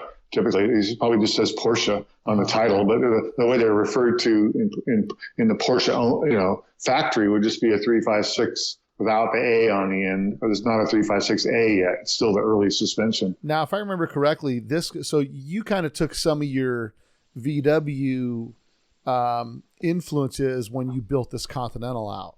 Like a lot of accessory crap. Just being really unique and different than the average Porsche guy. What was the feedback from the Porsche people Was it still, you were still the punk They're rock super. Porsche? They're super ARR. The Porsche guys are really, really obsessive, compulsive, and detail oriented. And I had subsequently become really obsessive, compulsive in some cars. But the Porsche crowd really likes the original colors, and they want everything to match. They want the numbers to match. Blah blah blah. It becomes goofy at a certain point. It's so anal retentive. But that car was originally a palm green car, which is a really rare color that nobody actually has the actual color sample to anymore.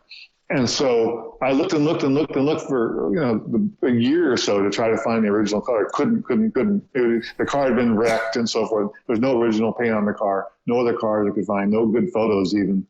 And so I found a few photos, and it looked a lot like the color, what's the green color from Volkswagen? Sand green.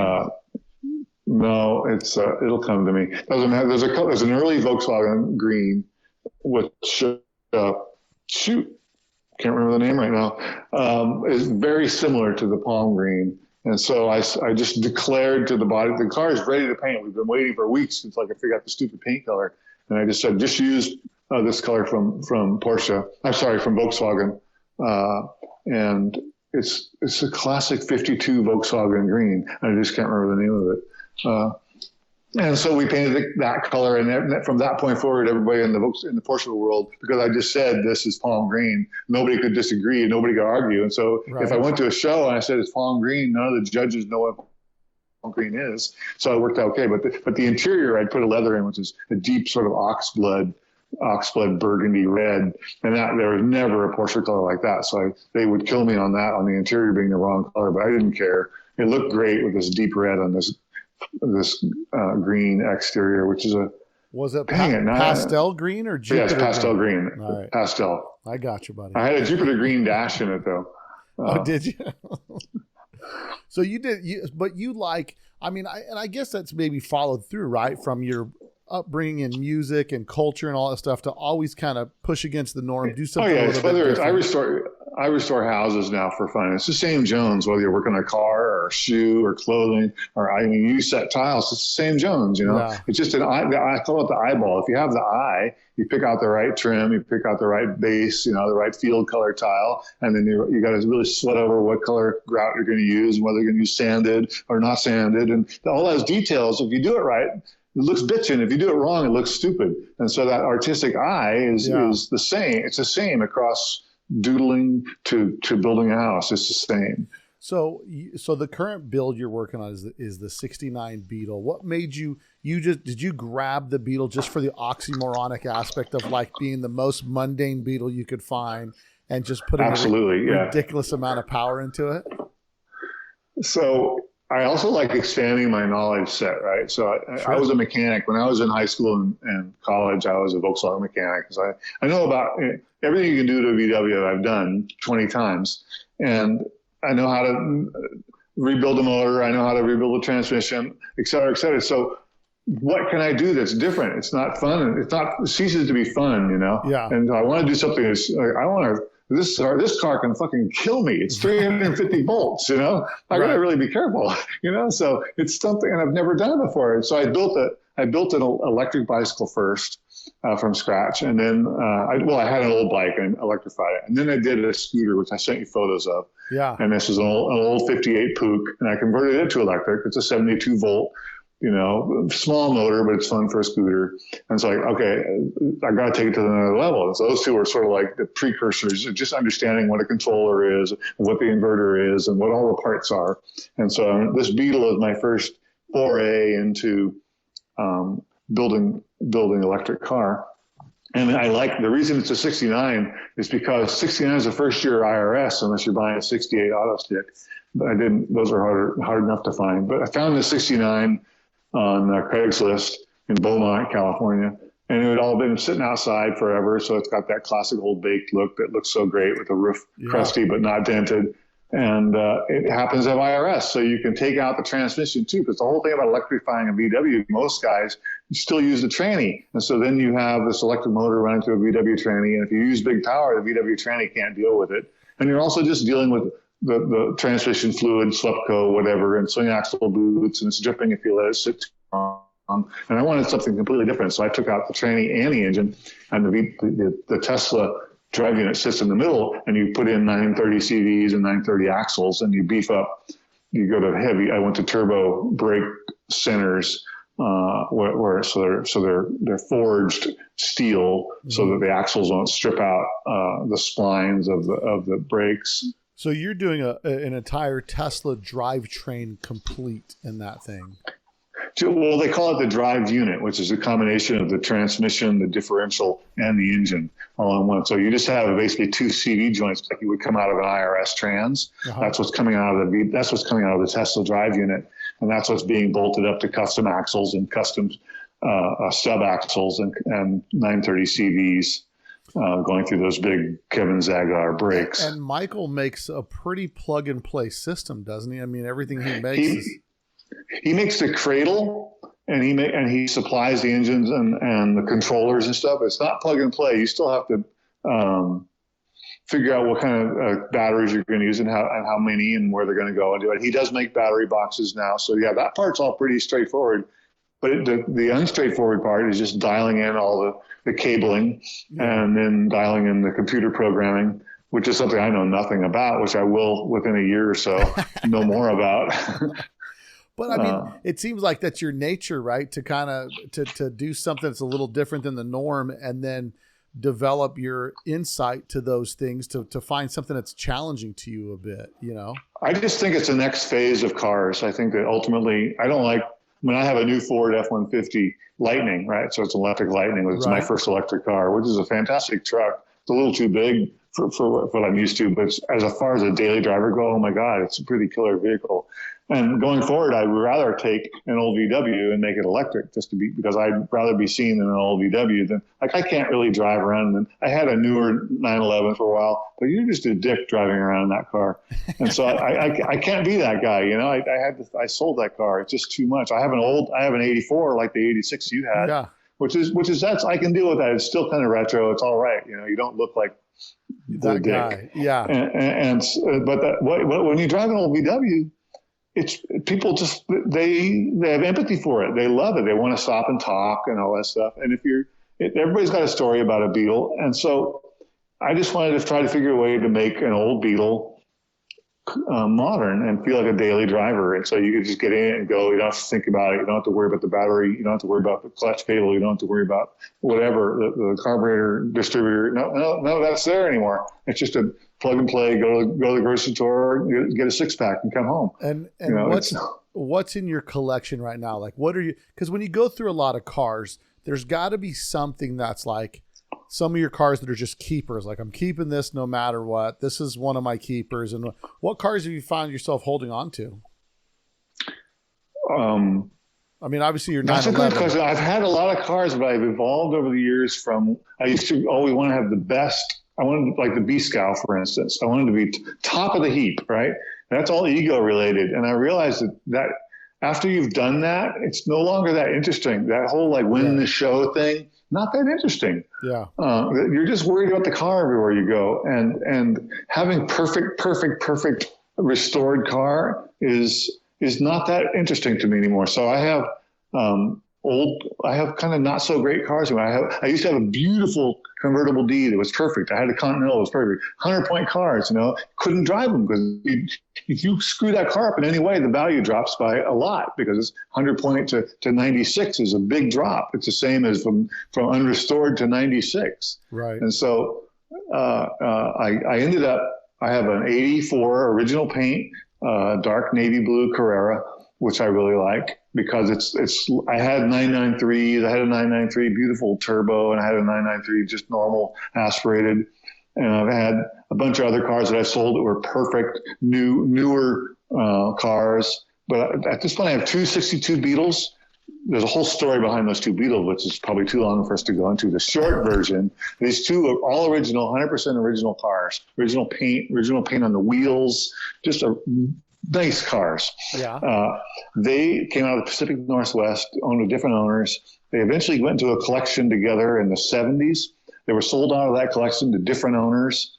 Then they came back together again with an owner. They went apart. They were Go always ahead. from new. They were a pair. They were together since No, they were not. But in the 70s, they got into a collection, and they sat in that collection for a while. That's why they're so low mileage.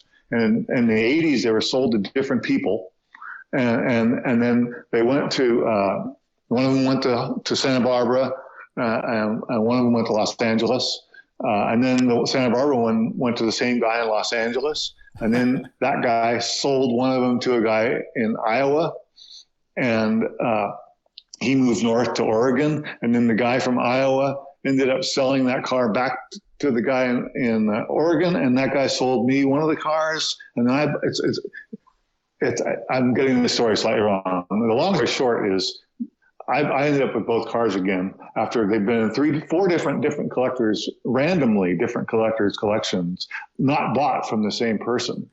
And what's hard to explain? What's the mileage on those cars? The Turkish ragtop is like 17,000, oh, wow. And the white pearl white is like I think it's 50-something thousand. In all honesty, I think the Turkish ragtop is just an incredibly well-maintained 117,000. But people have always told me it was 17,000. When you look at it, it is spectacular. But there's just a few little things on it that like, that car looks a little bit more worn than 17,000, because the 50,000 mile white one, which is incredibly low mileage on its own, is spectacular, you know? Yeah. What's interesting with so the closest I have to an all original car is my Mexican Beetle. I have a 2003 Mexican Beetle that has 4,500 kilometers on it. And when I originally had it, it had 1,500 kilometers on it. And then I was cursed with owning it, not wanting to drive it. And then my friend Burley Burlisle, which I don't know if you know, he's a VW historian, been around forever. Burley Motorsports? He may have had something back in the day. He made the 32 Ford kit for the Volkswagen back in the 70s. Okay. And Burley's a VW historian, land speed guy all the time. And we were doing a podcast about stuff. And he said, I wanted my very own new Beetle to put all the miles on. So then I ended up buying my Mexican Beetle back, having this vision of me just racking up all these miles. And it's built for Mexico, so the tranny's not very high geared. And right. But to own an original early example, you get caught in that quandary of like, do you want to put the miles on it or not? And I believe you don't want to put miles on just to run to the store to grab a drink, but to take it on a drive, to enjoy it, and to do that stuff. I think some of these cars are meant to be driven. What's your position on some of these low mileage cars? Are you scared to drive them, or do you enjoy driving them? I like driving them. I don't drive them as much as I used to. I have 58 356 coupe, which is not original. It's just an old car, but it's not perfect paint, but it looks okay. It looks great. Mm-hmm. But I can put a weed whacker on the rack. I can throw dirt on it. I don't care. It's got dings. It's got dents. It doesn't hurt it to go to the hardware store and park in a tight parking lot. I'm not worried about it at all. That car is my favorite car, because it's been painted twice. So who cares if it gets painted again? Who cares if it gets its 75th door ding? But it's interesting how your taste evolves. You go from chasing the B-Scow, super ultra rare, and then you get it and you're like, well, I'm the steward of this car and I must bring it to show level, versus the guy I just picked up a Ghia TC this last weekend, which is out of Brazil. And my wife and I attempted to drive it back from Denver, and I lost the motor going through the Rockies, so it's back over there now. But it was just one of these things where it's been Brazilian, and if you've ever bought a car from Brazil, everybody knows what that means, right? They use a Hawk and Trowel with their Bondo over there. But it's such a cool, unique car that I've started collecting cars that are like, and I want to drive them all. So it's not like they're just a collection to be looked at. Like every Saturday I pick one to drive. I go to Cars and Coffee. I hang out. I'll take it on a trip or whatever. But now for me, it's gotten to the point of like, I like cars that kind of either they're really unique and I want to drive them, or they've got a story that comes with the car. And I think that starts that's good. As because and the funny part is, in this punk rock, skateboarding, counterculture world of Volkswagens we live in, we start out with like, I'm going to build mine. It's going to be unique. And then the first time I bought a car, I had a chance to buy a car that was on the cover of Hot VW's 1989, How to Customize Your Volkswagen. It was my Bible, because in the middle, it had a 4-page spread that had the year-by-year differences of every Beetle. So I could study that, right? That car, there's a car on the cover that's a red chop top. That was this car that inspired me for so much. And I was able to buy this car. It's on original BRMs and all this stuff. But it was like, I felt real weird about it, because like, well, it's not my car. But it was such an inspiration to me that I was like, well, I don't even care. I'm buying it because of what it means to me. And now, not only am I going to own that car, but I'm going to drive the crap out of that car. And so cool to see so many people like, oh, I remember that car from the 80s. I even own Steve Connect's the cover car for 87 VW Trends. It's a pink notchback with purple graphics and stuff on it. So I own that car. I did a podcast with Steve. That was the Bakersfield guys. It just came out of nowhere and cleaned up the show scene. But what's so cool is I look at that car, and although it's built to 1980 standards, which is so much different than today, I look at that car and think like, there was a 20-year-old dude putting French taillights and custom fitted bumpers and all this super wild stuff. And he's just a VW guy, a resourceful dude that later went on to work in the field of engineering without a degree. You know what I mean? Like, there's so many of those stories, but I love the variety of the hobby, the different eclecticness of it. And no matter what, like that pink notchback today is still punk rock. It's so punk rock that everybody that's trying to do cool 80s stuff, you know, like they have that Radwood festival that happens now. And it's like, if I rolled that car to Radwood, there's no more punk rock than everybody that. Be like, well, because everybody there is a wannabe, and that's the real deal. You know what I mean? Like that some dude had low top Vans and he had a mullet and he was driving that dude with a painter's cap on, you know?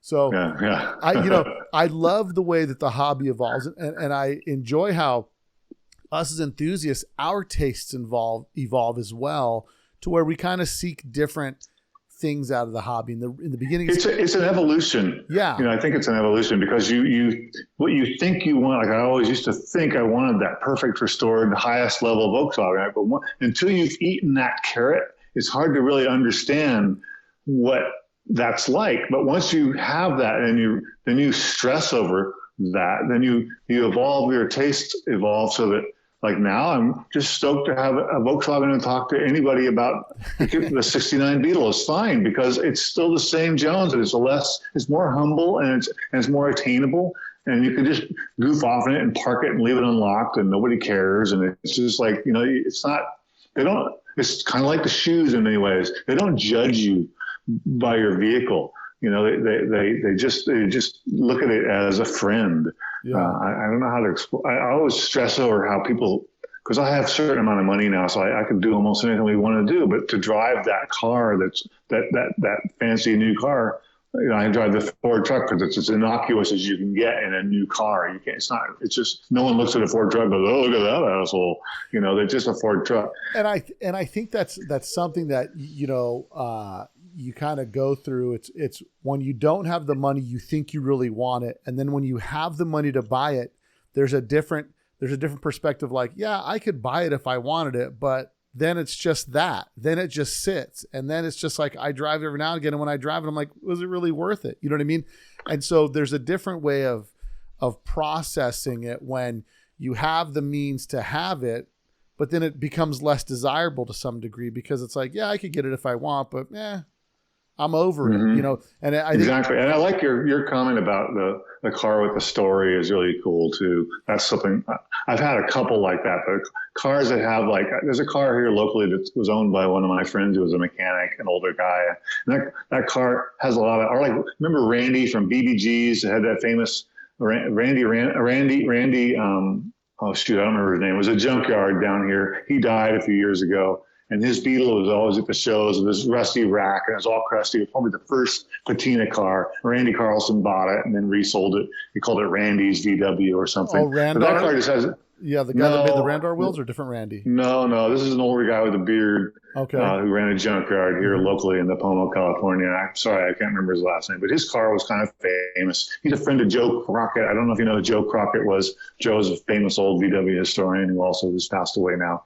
But there's a certain cars that have this vibe because of their previous owners, and that aura around them surpasses whatever you might do by restoring it, even though it's a little scrappy. It's just nice to have. Yeah. It's like an old friend sort of hanging out, or a favorite old shirt or something. Yeah, and the stories are just fun, and sometimes, you know, the car in a parking lot by itself is just there, but to know the story of that car makes it so much more interesting. And it kind of brings me back to the fondness of like the back in the 80s, you know, 2 years ago when they did the VW Classic at Costa Mesa again, I brought down Future Shock, which is the pink notchback, and another car that was restored by one of Steve's buddies that the guy sold, and then his son tracked the car down and bought it. We had both cars on display. And what was so cool was just to see the cars on full display, doors open, suicide hood, all that stuff. And then with Jack DiGiacomo's car, he still had the painted signboard that went with the car. It kind of had the whole story, which is really, really cool and unique. And it's like anymore, some of these old cars, it's worth it to have a story, which what I've been trying to do is get with people and, you know, even if they did a small YouTube video or something, but do a small QR code in the window where you just click it and you could see the whole story of that car. Oh, yeah. Because there's so much. I own a limousine bus that was built by the Beetle Barn, and it was in Hot VW's magazine spring of '72, and it's 3 feet longer, and it's the front like half, the one Koch's did. No, it's different. This was built like for advertising business, so it says the Beetle Barn on the side really big. But he used it to take his 6 kids camping. So he stretched it 3 feet, and the front half is a 56 walkthrough. The back half is a 59 combi sunroof, right? So it's 2 rare buses put together, and it's still in the original paint. I mean, it's tattered, it's worn, it's weathered. That car has such a story that it's so cool. And when I got it, I kind of got it from my friend's widow, and it was like, well, she offered it to me for a good price. I can always make some money on it. And then I got it and I started looking at it and it soaked in, and I thought, I can't sell this thing. It's a part of Las Vegas's history. Like this thing is, so now I've got this obligation, but I love driving it around. Like I'm going to do my own thing with a little bit. I'm going to lower it a little bit, put some Crestline style wheels on there. Yeah. It's got a 1600 that it'll get a new AMR supercharger on it. So it's going to kind of look like a support vehicle for a 70s drag crew, but it still has the original logos and all that. But I love the history that some of these cars have been around for so long that they I can take this a little bit more esoteric. These 2 old Beetles I have, the 62, well, not that old, but the 62s, they're both built in April of 62. Which is the month I was born. But I didn't buy them because of that. They just happened to be that. But what's the trip is that they started life together, in the same month at Wolfsburg, and then they both went to the Pacific Northwest, within about 30 miles of each other, and then they were in a collection together in the 70s, right? And then they went apart to different owners, and they got back together again for a while in the 80s. And they went apart again, and they got together again in the 1990s for a little while, 2000, sorry.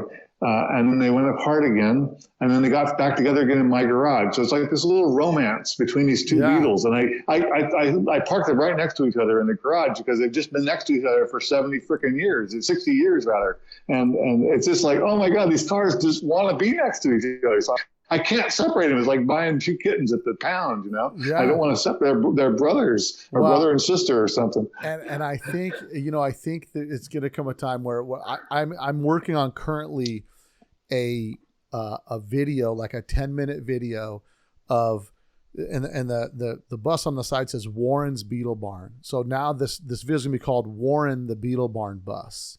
And I want to do a small, 10-minute documentary on the history of this bus. It's changed hands several times, ended up back in Las Vegas, but almost from the standpoint of the bus's perspective.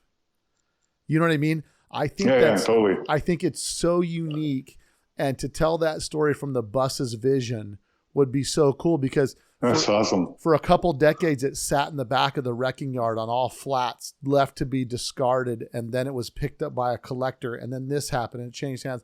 But I think that's so, for me, it's so fun. And it comes from, at least me, I equate it to, watching, when I was a kid, watching Corvette Love Summer. No, Corvette Summer. And you see like he builds this car, puts his whole heart and soul into it. Then it just gets stolen. He chased it around. But for me, like when seeing that as a kid, it always gave me this impression that cars have like a soul. Mm-hmm. You know what I mean? And like, and you're wanting to have these things to where, you want to put that life back into them, but really they're their happiest when they're able to perform what they were built to do, which is take you and your family and your friends to these places where you have memories or you have an experience or you get to do something different. And it's that whole Americana, right? When traveling, when the automobile liberated so many people, Yeah. So I love it, man. I just think, I'm kind of a goober on it, but I think all of us car guys to some degree are that way, where we just have this feeling for these inanimate things that really, when some Martian life form comes down, they're meaningless. But I mean, I just think it's so cool as part of it. Somebody once told me that nobody's going to remember, when you're in the rest home, when you're 90 years old, nobody's going to want to hear the story about you and your Tercel. But the stories about your old Volkswagen that you drove and all that, people always want to know that story. And when you drive the old Volkswagen, for some reason, you run into really cool, interesting people. I've never really run into a dick in a Volkswagen. They've always been helpful or friendly, or you know what I mean? And that crew, it's like a secret handshake in some ways. You run into somebody, you see that they're driving, whatever they're driving, you can kind of get a vibe on them. And like, oh yeah, that guy's cool. Well, let's go find out what he's about. And you've owned several different marquees, and I've gone to the standpoint of like, I've been in Mustang clubs. No, not really Mustang clubs, but I've owned a Mustang, hung out with Mustang guys, and all the different guys are a little different. But the VW community seems to be so universally, like they nailed it with the people's car. The name of the people's car, it's like, it's just your go-to. No problem. This is going to be it's the essence of what it is. And I've always said, and one of the things that I say all the time on the podcast is Volkswagens are as American as apple pie. And I think the Doyle, Dane and Bernbach company, the advertising company, is who created that or instilled. They're like, they put the soul in the brand. Because when you look at the brand in Europe, it's more of a automobile company. Right. When it came into the U.S., it really sold into the empathy of the human. The way they advertised those cars was incredible in the 60s, especially. And I think it's to some degree in Europe back then, but more so here because we didn't see anything earlier, and we didn't have the kind of in France and Europe, they had a lot of association with the German thing because of World War II, which we didn't have here as much. And just for some reason, I think that advertising agency it's probably my favorite advertising campaign ever was that how much longer can we keep handing you this line, the simple line. Right. I don't know if you remember that one ad. Yeah. That ad is the kingpin ad of all those ads. Well, and you think to yourself, even from an advertising standpoint, it was like the self-deprecating, hey, here we are. And it was so unique at the time, and it's so overdone nowadays, right? Where they've tried to take from that. And imagine being Volkswagen, and that's what they pitch you with. Like, no, we're going to make fun of this. We're going to put a picture of a lemon, and we're going to put a picture of this car. You know what I mean? And it's so...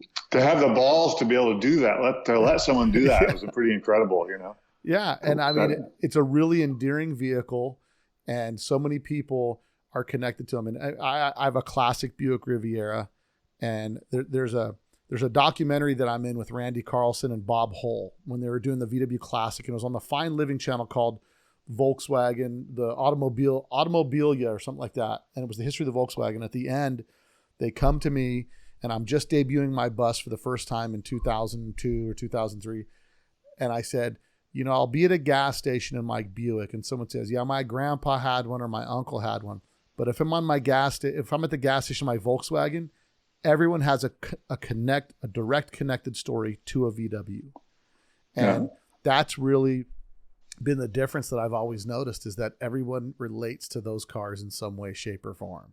So, and what you started out at the beginning, you were talking about how you have to pass the bar by being able to repair or maintain. Usually those stories involve the fact that the coil fell off the fan shroud and the car died on the freeway in the fast lane, or something really, really excruciatingly traumatic, Yeah. But you made it out. You pulled it off by yourself with you and your girlfriend in Baja or whatever, you know? And you made it home. And that it's like you become the hero because you and your car solved the problem. And that's what's the joy of the car, is that interrelationship, almost like you and your pet. In some ways, you solved whatever it was. You discovered something together. Whatever happened, it was this thing that happened with you and the car. You're 100% correct. It's a connection that's made where you not only did you fix your own problem, you became resourceful, you realized your own capabilities, but now it gives you like this, you get your first medal on your chest of like, okay, now if something else happens, I'll figure out a way to get home. Like no matter what, they're going to they're swing out the window holding the throttle because your cable broke. Yeah, it's so funny, but that's the thing. I remember talking to a guy in Australia. He has a bicycle company there, right? And he said he was at the skate park, saw a squareback, and he had to have one, so he bought a squareback. On the way home from buying it, it spun a drum, and he has no idea what's going on. And he says, even though I was broken down, I was on the side of the road looking so cool. And I said, that's it. And that's the tester right there, because there's people that get in the VW hobby and they try to dabble a little bit. And unless you're resilient, you're not long for this hobby. Right. So I know you were driving on the side of the road, and if you're broken, some other idiot in a VW will stop and go, "Hey, what do you need?" Yeah. And then you and he become friends, and like 40 years later, you're still friends. Exactly. No, it's great.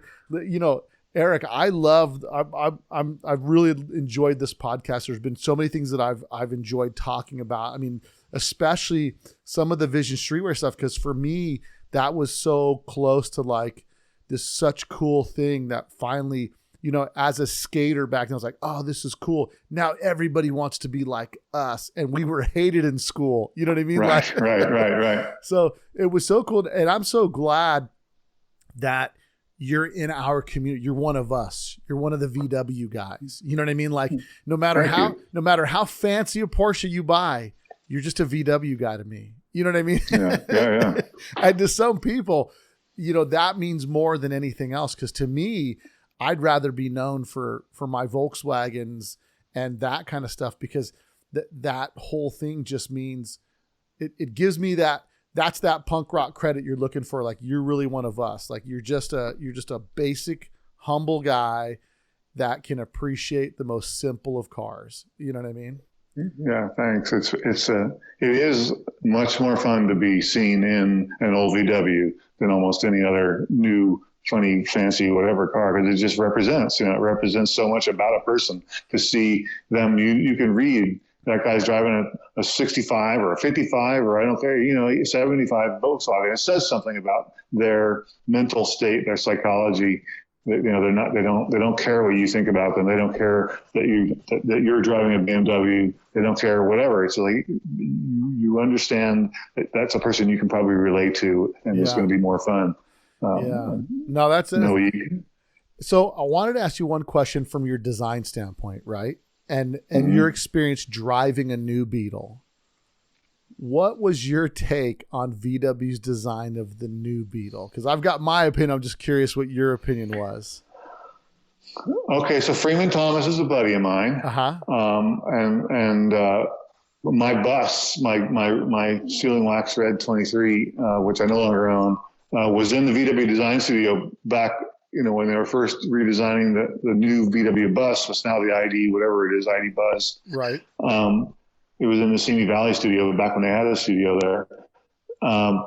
So I was really interested in the renaissance of the idea of the brand, because I was thinking of the Doyle, Dane, and Bernbach era. I was thinking of VW as what it was. Right. But what it is, at least, and was is in the 1990s when the car came out, wasn't capable meeting the expectations of what it was in the past. And they rode the coattails of the old car with this, Mazda Miata sort of retro car, in my opinion. It was fun, but it's just a cutesy little retro. I don't know how to, I can't put words to it, but it's like the little K cars from Japan, the Nissan Figaro or something. They're really cute. And, if you're a young female librarian, it's a fun car to drive around in and get seen with your Mickey Mouse and your eyelashes on the headlights and stuff. But the new Beetle never had the soul. I mean, I can't quite peg down why. It doesn't have. It broke down. I had to fix it. The electrical system didn't work. So there was all the challenges of an older car, except I couldn't fix it myself. But it was some box that I had to buy, a relay or something to fix it. And I don't know. The soul wasn't there on the new Beetle. They tried really hard, but it never made it for me. Wow. It was fun because I was a rock star driving the only one for a while. But after that, I was just a librarian with the Mickey Mouse. It wasn't interesting anymore. And I think, my standpoint was the version 2 of that car was so much better. The second generation of the new Beetle, I would actually drive one of those.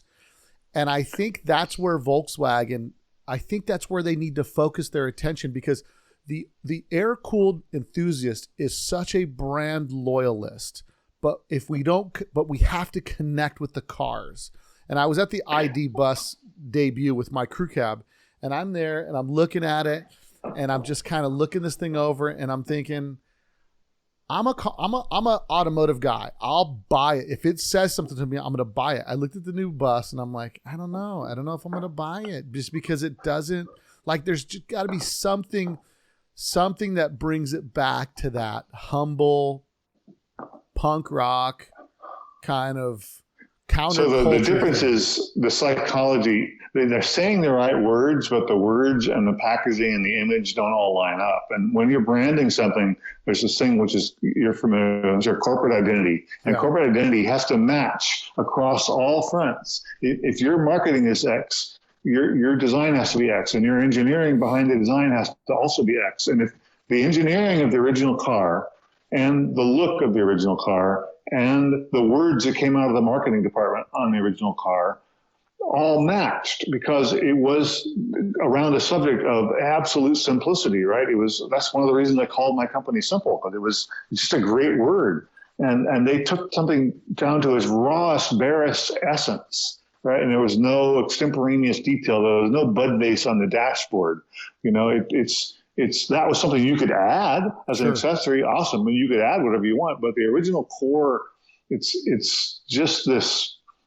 It's really hard for me to put words to it. I think we need to speak a different language or something, but the basic car just eked of, I can fix it myself. I can see that that's a lug nut. I can see that that's the carburetor. I can see all these different things. I mean, granted, all cars at that time did that, but this car was, at a price point that nothing else was. It was a humble, inexpensive car aimed at every man, without adding any ego to your life, without adding any psychology per se. Mm-hmm. You added your own psychology, but I think that the brand now is trying to riff on their old psychology rather than riffing on today. Like for me, I would rather be driving a car that's a Golf or something that's more modern than a Beetle, because a Beetle is riffing on something that it's not very successfully even riffing on it, the new Beetle. Right. The ID Buzz is trying to riff on, they're showing surfboards on top and all this stuff. It's like, oh, come on, guys.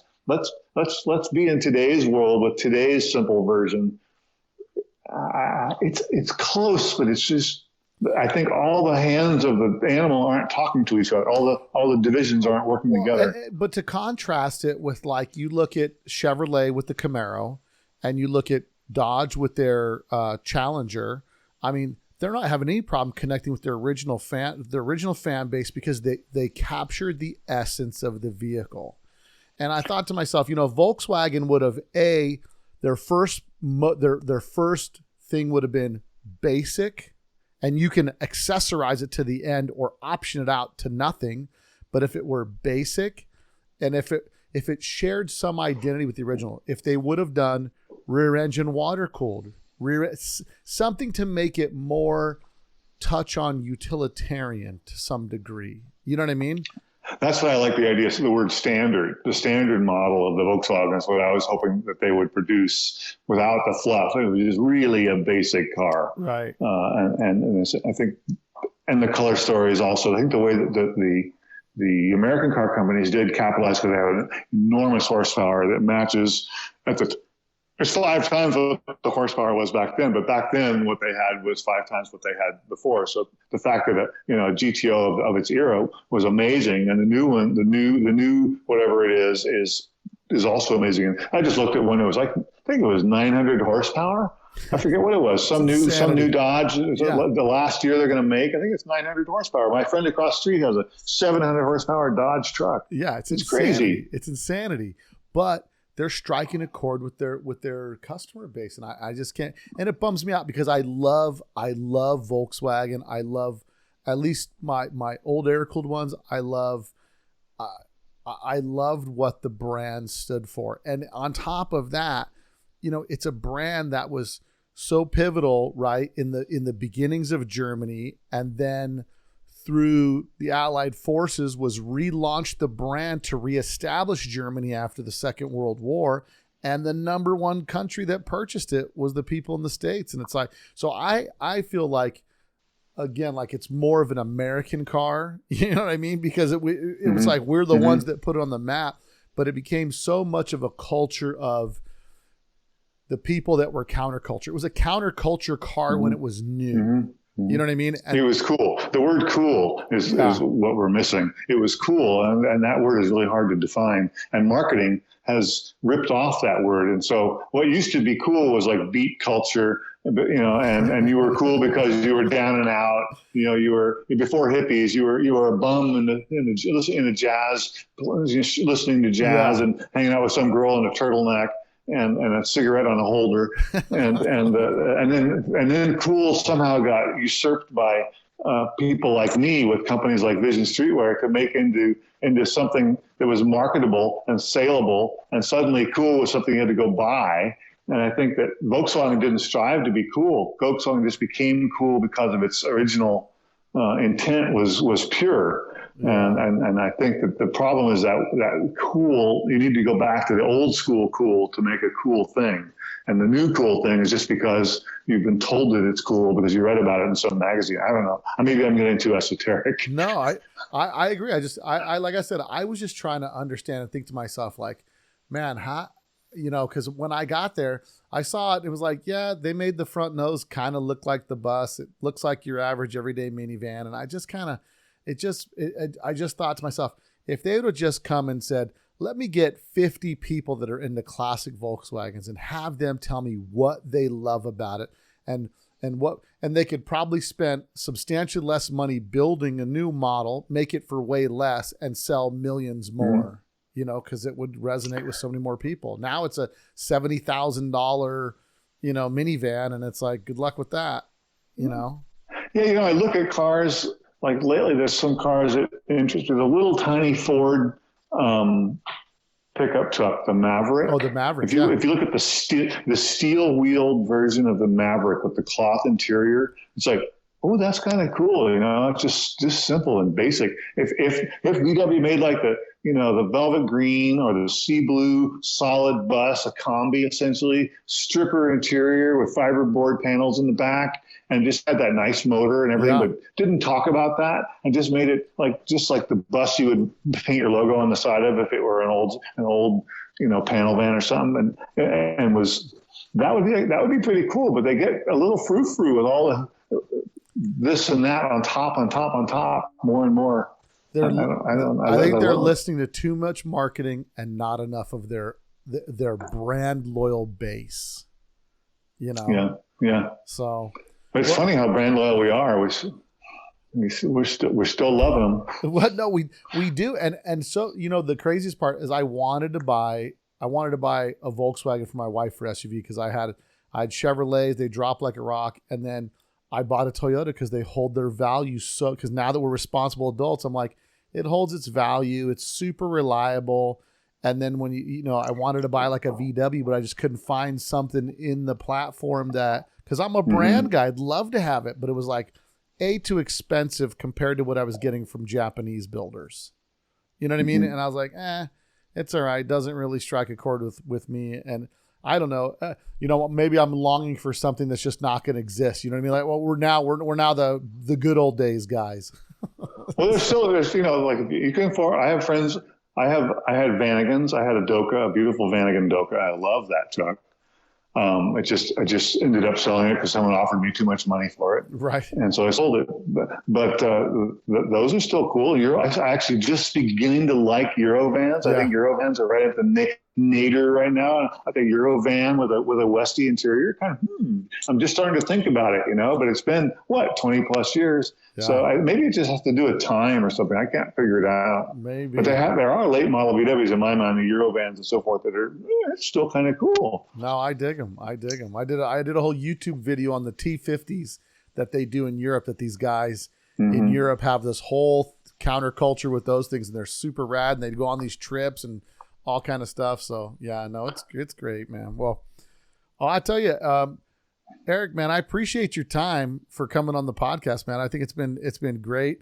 And you're a wealth of knowledge and an unbelievable resource for counterculture things that were cool of my generation. So I hope this is not going to be the last time we're going to talk, because I would love to do some more in-depth discussions about some of the things, and especially how they affected the culture of the time. Mm-hmm. I think that's a deeper rabbit hole. It is. It like I said, I love the way this started, because for VW podcast, normally we just do like the guy's story. But what I loved about this one so much, there's all the layers of the culture that bring all this together, from the music to the fashion. And for you being so involved on the front lines of that, of what was going on in my generation. And you're just a few short years older than me. So it's kind of cool, because we still connect on that level. And I'm super stoked to be able to get you on the podcast, man. And I look forward to, I will get you back on when you get your Beetle complete. I want to get you back on, and we're going to talk about the whole thing, the build process, everything that you learned about it, and your personal feelings about it after you've actually put it on the road, and what you think. So I'm excited. Yeah. Awesome. I'm looking forward to that conversation as well. Thanks for all the time. Yeah, no problem. I appreciate it, brother. Well, I hope you guys enjoyed that podcast, because I sure did enjoy getting that one down. I love when the conversation goes a little bit around the culture and things that were happening at that time, because it's so much of what we remember and who we were. And to get some insight to some of that, I thought was pretty interesting. So hopefully you guys dug it. And a lot of these cars he talked about, he brought right back to the forefront of what you guys remember seeing out there in the early days of the scene. But I'm excited to bring you guys Dave Kindig next week, man. So be ready and be on the lookout for the video as well. So that'll be on YouTube. But don't forget, 5-star reviews. And until next week, guys, later. You probably don't know that there's a new Volkswagen out that doesn't look like a Volkswagen.